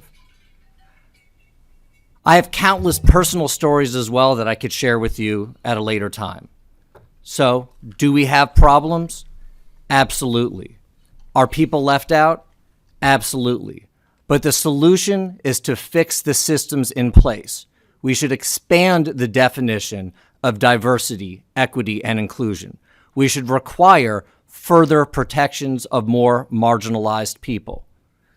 These programs, DEI, give people who have been marginalized, made to feel less than, a place to be supported, a place to meet their unique needs that large institutions unintentionally overlook consistently. Should that include Jews? Absolutely, and we can fix that. So I ask you to ask yourself, how were you supported or not supported when you were on campus? What would it have meant to have a team of folks working with you to make sure that you felt at home? What I've been hearing through this policy is ironically a defund the police mentality from the majority party. We all agree that crime exists, but that means that we should invest more in crime prevention using empirically tested techniques. Just as we all agree that hate based on racism, sexism, anti-Semitism, Islamophobia, and homophobia all exist, we should invest in empirically tested techniques to address these issues as well. Thank you. I want to thank everyone for coming out and providing your viewpoints today. Representative Decker, would you like to come back to the table, please? We do have some questions from some members. First off, I'd like to give you an opportunity if you'd like to respond to any of the comments that have been made.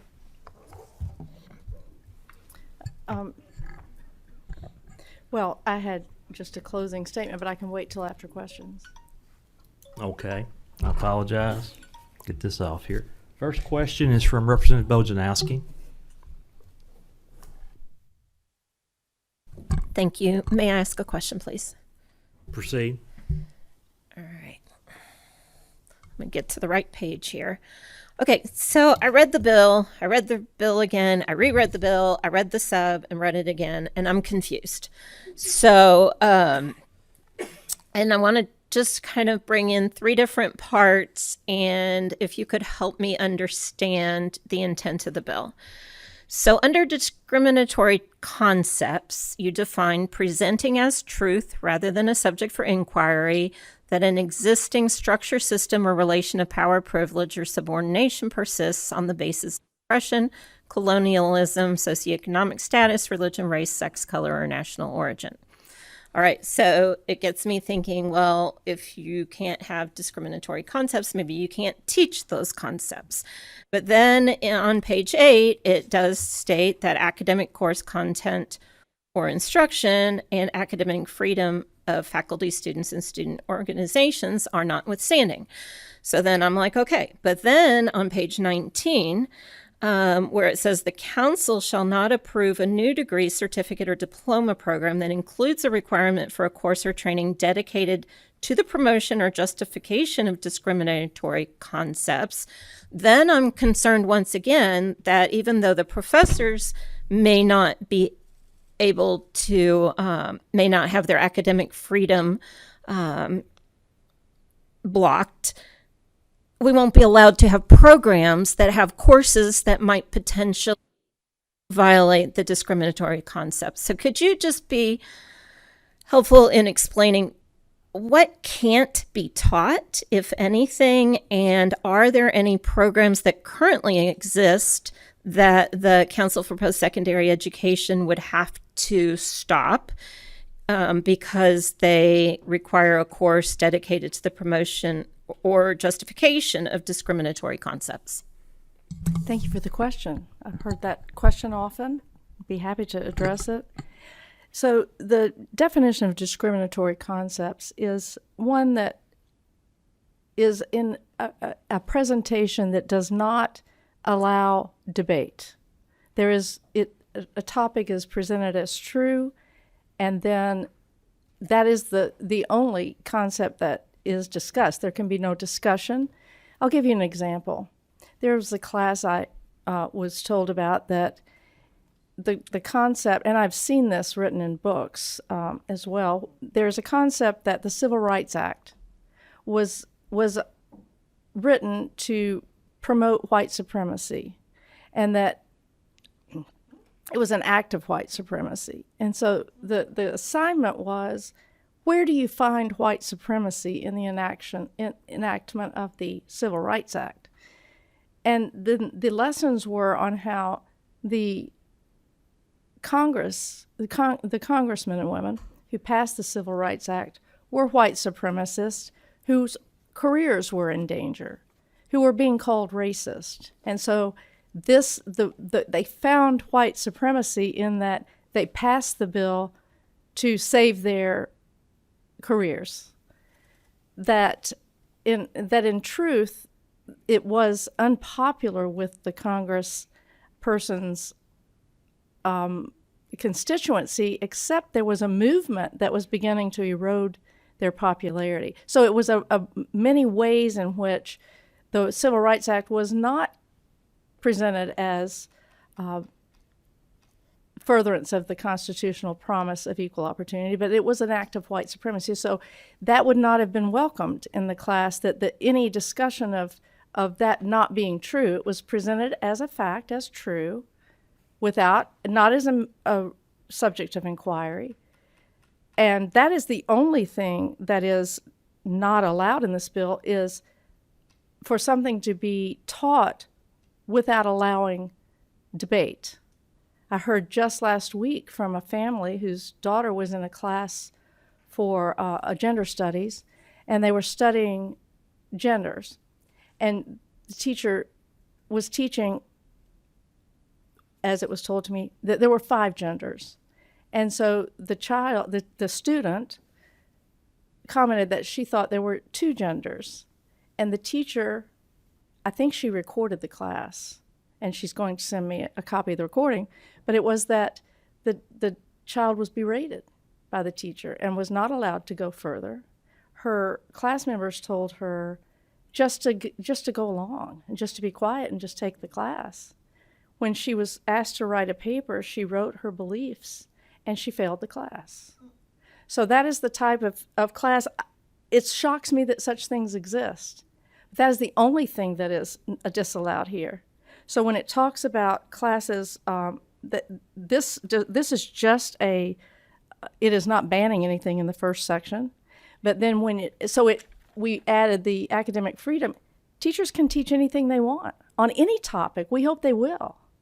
But they have to allow open and honest debate in the class.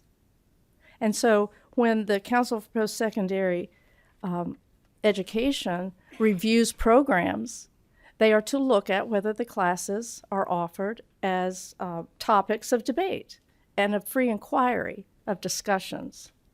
No class is banned. No books are banned. No concept is banned. I think some of the comments today were on Senate Bill 6, not Senate Bill as amended by the committee sub. So in answer to your question, have I answered your question? I could actually add something to it if I may. And Please make sure your microphone's on, Mr. Frazier. I think that Okay. I think you've answered my question. If I may speak Yeah, on the bill, go ahead. I'm cognizant of time, so I do want to bring to attention. The last time I looked, there are 59 anti-diversity equity bills in 25 states, and from my perspective, this isn't a Kentucky-based initiative, and having Heritage Foundation and Manhattan Institute as guest speakers just drove that home to me. Diversity, equity, and inclusion programs are about creating a more open and inclusive campus environment for those who live, learn, and work on those campuses. The goal of the programs is to provide targeted inputs to people who may be underrepresented, who may historically struggle, or who may not have had the same opportunities to help them be successful in higher education. Equity is an effort to ensure equal opportunity, not equal results. Not everyone starts in the same place or is in the same circumstances. This legislation will have a chilling effect on administration's efforts to address rampant mistreatment of minorities, women, LGBTQ students, and faculty on campus. Yet the very first line of defense, which is proactive efforts against discrimination, would not exist. Thank you. Next, we have Representative Josh Callaway. Thank you, Mr. Chairman. Thank you, Representative Decker, for your work on this bill. I have listened today and heard a lot about what this bill may do if it is actually voted in and becomes law. I've seen some recent studies and surveys from what is actually happening right now. Students that say things like, as a Christian, I feel like my values are not respected on campus and are in fact actively advocated against. And this was actually a diversity survey that was done. My son had a professor that in a class that he was in a college here in the state, the professor actually told him that he was a diversity, equity, and inclusion trained professor, and that they send students to his class to teach those students to not vote Republican. He brought up the concern, was immediately shut down. So if this bill is voted in and becomes law, what may it do for those students' experience? Well, the bill does ask and require professors to be politically neutral and to not express such opinions as that. The bill does allow a student who has felt that way to bring a suit for either injunctive relief, or to and that's what is now in the bill. So it is an enforcement mechanism that they now have that they didn't have before.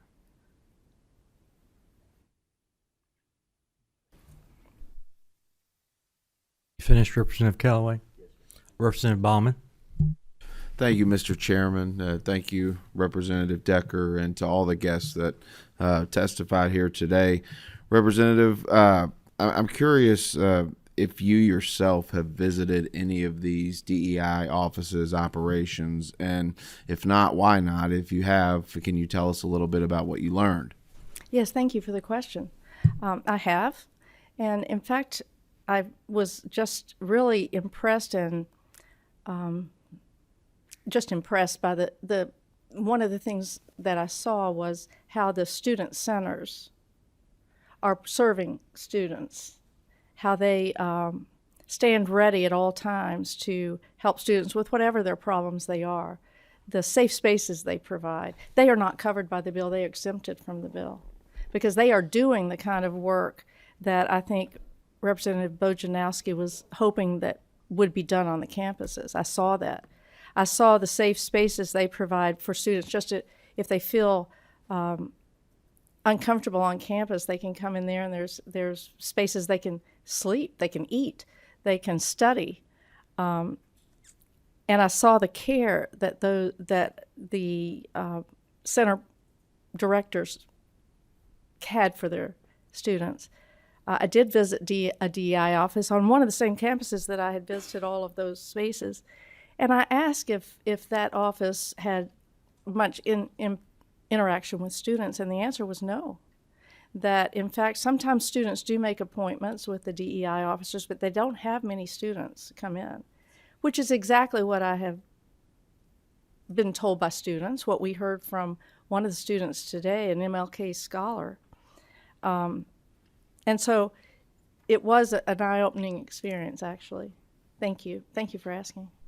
And if I may, we do have student experiences. We do have qualitative measures when it comes to this. The Council for Post-Secondary Education is charged to evaluate this. This is part of their diversity, equity, and inclusion plans.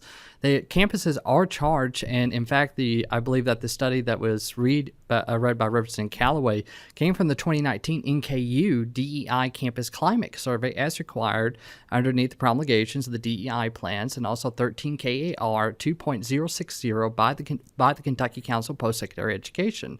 So when we talk about, and some of the claims here is that we need to have qualitative studies, that is the duty of the Council of Post-Secondary Education. This is their job, so we have them. We also have their DEI plans. We also have DEI rubrics. And we also have, and according to our Attorney General, how it's sometimes under-inclusive in certain terms and applications as well.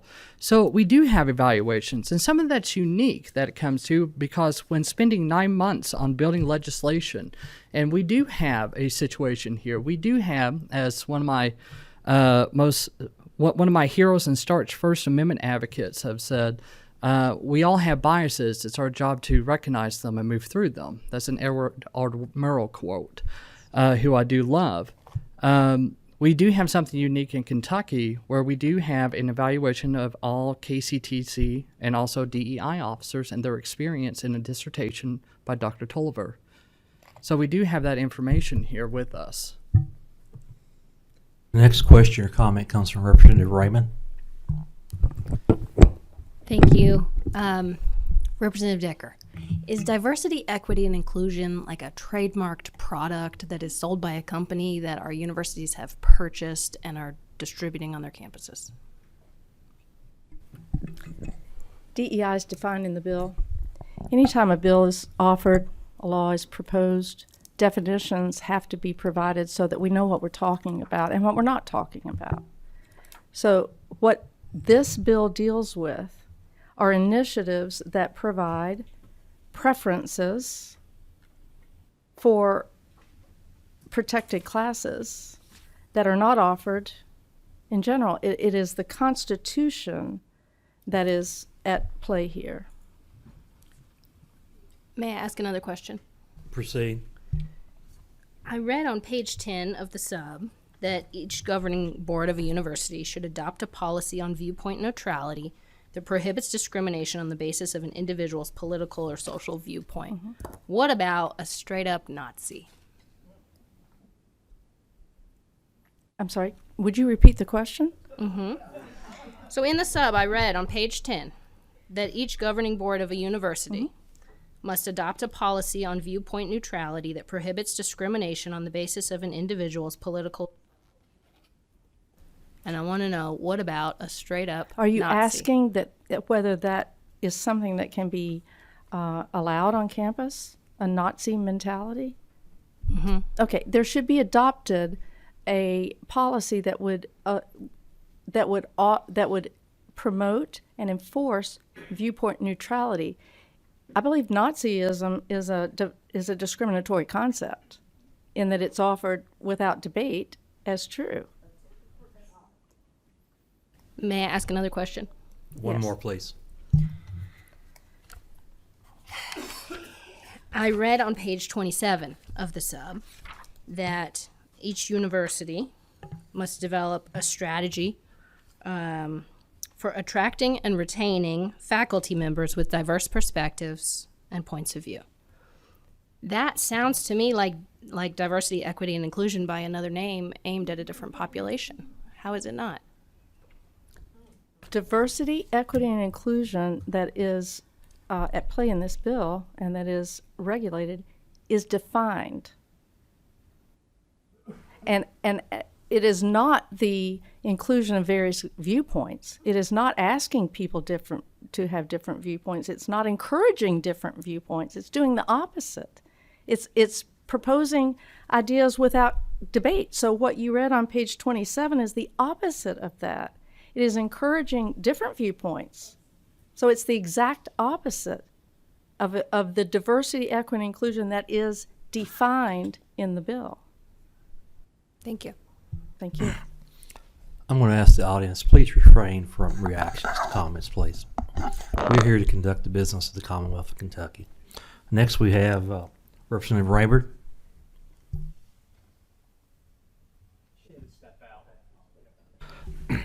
Let's go to Representative Massaroni. Yes, thank you, Chair. Representative, or Mike, or either one, is this model legislation, is this a cookie cutter model legislation? Sorry, I've got tongue-tied there. So I did not start with a model legislation. I gave the concepts that I wanted to talk about with the bill writer. Whether she looked at model legislation, I don't know. It is not a cookie cutter. It is not, you can't find legislation like this. It deals with Kentucky CPE. That doesn't exist anywhere else. Thank you. It looks at our system and seeks to stop the discriminatory practices. Thank you for asking. Thank you. Representative Emily Callaway is next. Thank you, Chairman. And I also want to thank you for your patience during this meeting, the level of disrespect of which I have rarely seen, especially when that gavel drops. So I appreciate your patience and your respect and for allowing all the voices to be heard, even the disrespectful ones. So I want to thank you to the sponsors and Michael, the thoroughness to which you have presented research, testimony is just remarkable, and I appreciate the months and months of work that you've put into this. And you know, as witnessed today, it does seem like DEI programs, it teaches to profile a group of individuals based on their skin color and political leaning, and declare us not diverse enough. Would you say discriminatory presumptions are one thing that this bill works to combat? Yes, thank you for the question. Yes, that is the point of the bill. We want to seek diversity of viewpoint. We want to look past the color of the skin. We don't want to look at people in that way. We want our institutions to encourage people to share ideas instead of groupthink. Thank you.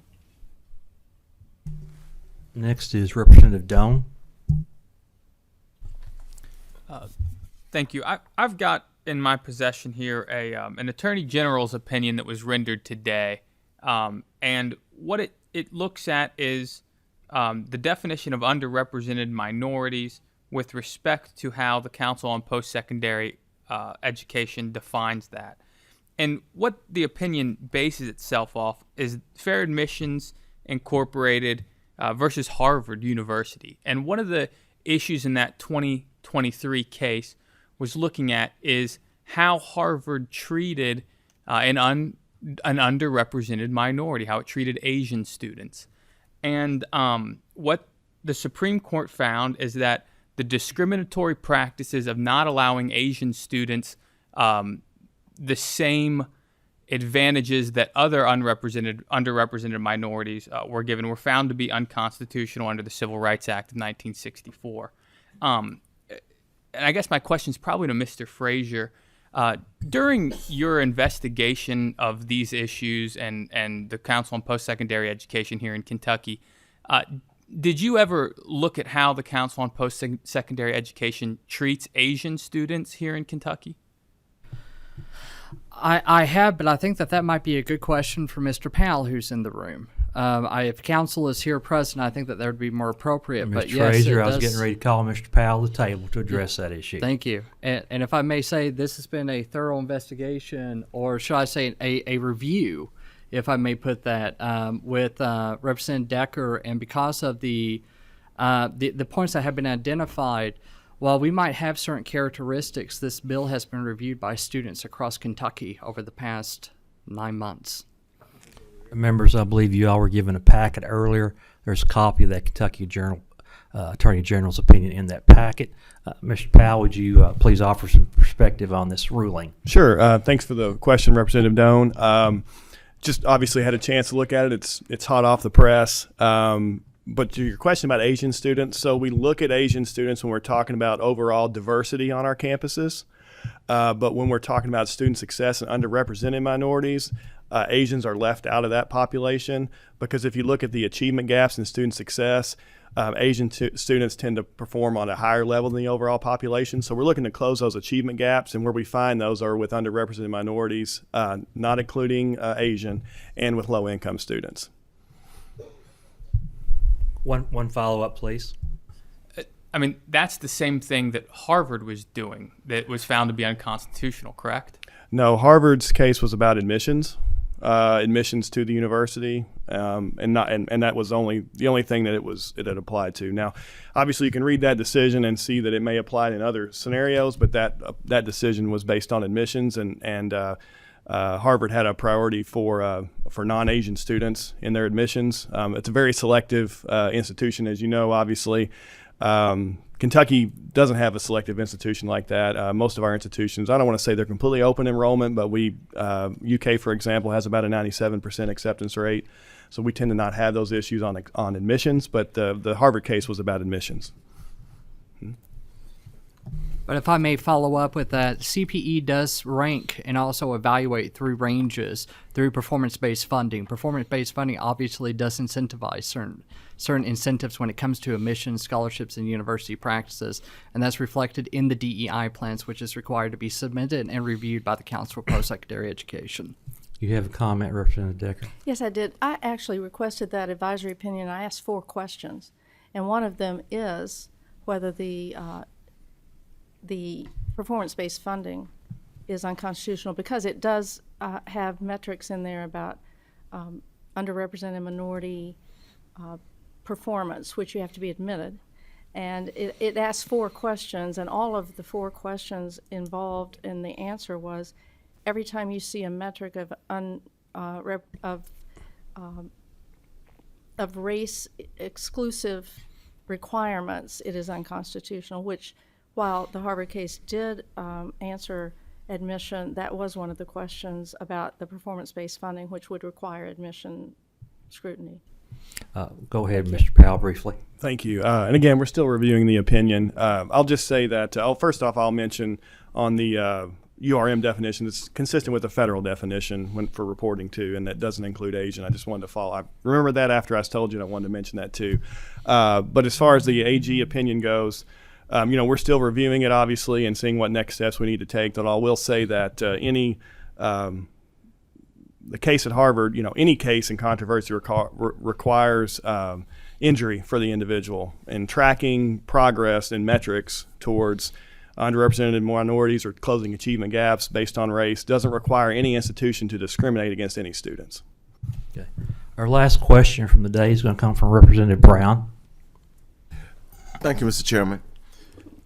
Listening to the testimony and the conversation that we've had heretofore, that the proponents of this legislation have had a lot more time to discuss and to put their points out there. There are some of the opponents of the legislation and I would like to have a couple of them come back to the table for Q&A. Representative Brown, I timed the amount of time that the people who support the legislation had. I gave equal time to the individuals who were against the legislation. It just so happened there were a lot more of them, so that's why we had to limit their debate. But we did have fair time for both sides of this debate. I disagree, Mr. Chairman, and I think that I would like that recorded because some of the people that spoke, Dr. Jackson was cut off, Ms. Vassar was cut off, and I think they were making very valid points, and there were other valid points that were being made about the opposition to this piece of legislation. It has come out just in the last couple of minutes that this bill has been under preparation or being prepared for the last 9 months. We just got this in the last week, too.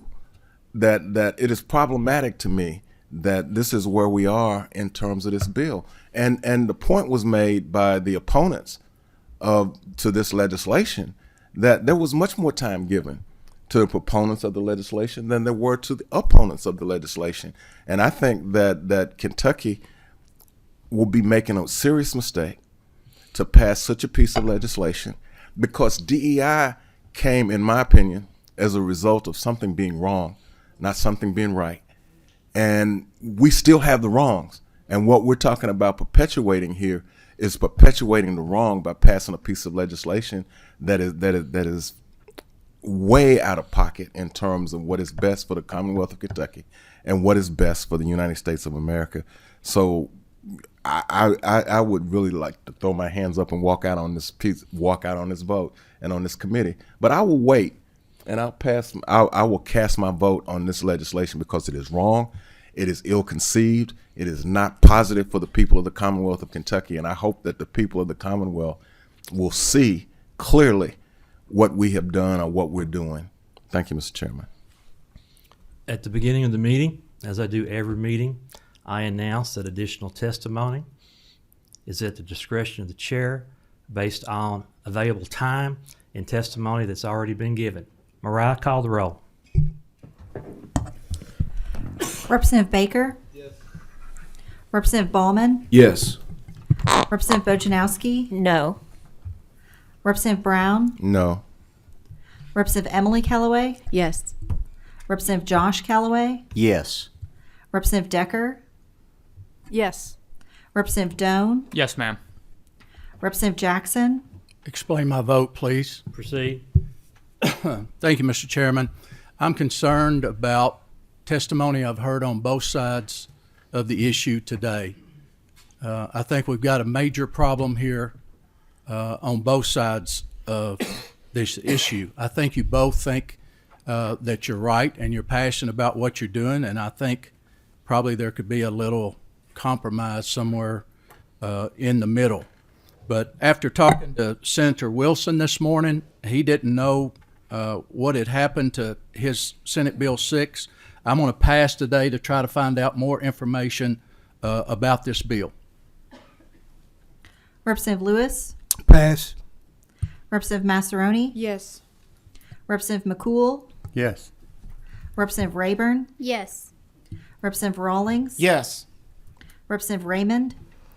I vote no, and I want to acknowledge that the Kentucky State Capitol is located on the traditional territory of the Osage, Cherokee, Adena, Shawnee, and Hopewell, who were displaced by white settlers. Representative Riley? Explain my vote. Proceed. First thing I want to mention is that a comment was made earlier that about bias incident training and that Western Kentucky University was part of that. Whether you agree with bias incident training or not, Western Kentucky University does not have that in their program. So I just want to get that out for a clarification. Representative Jackson mentioned we don't talk to each other; we talk around each other, and we all struggle. We all struggle with our own personal biases. We all do, whether we want to admit it or not.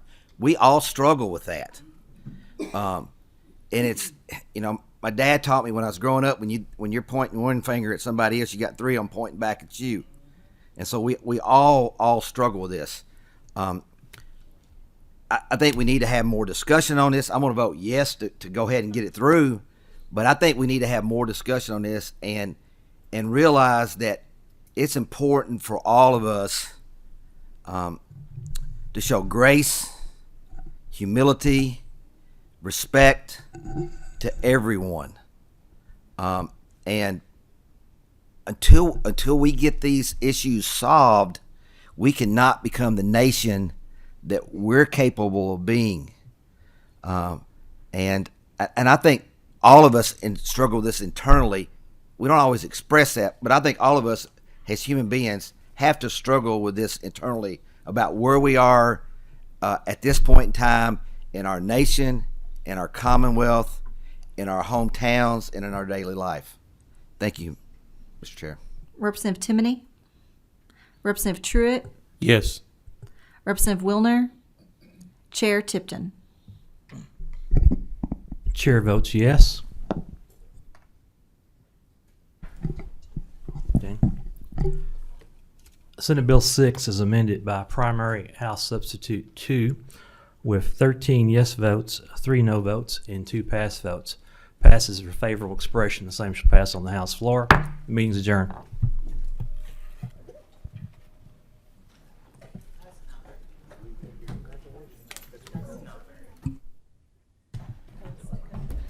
Thank you for speaking.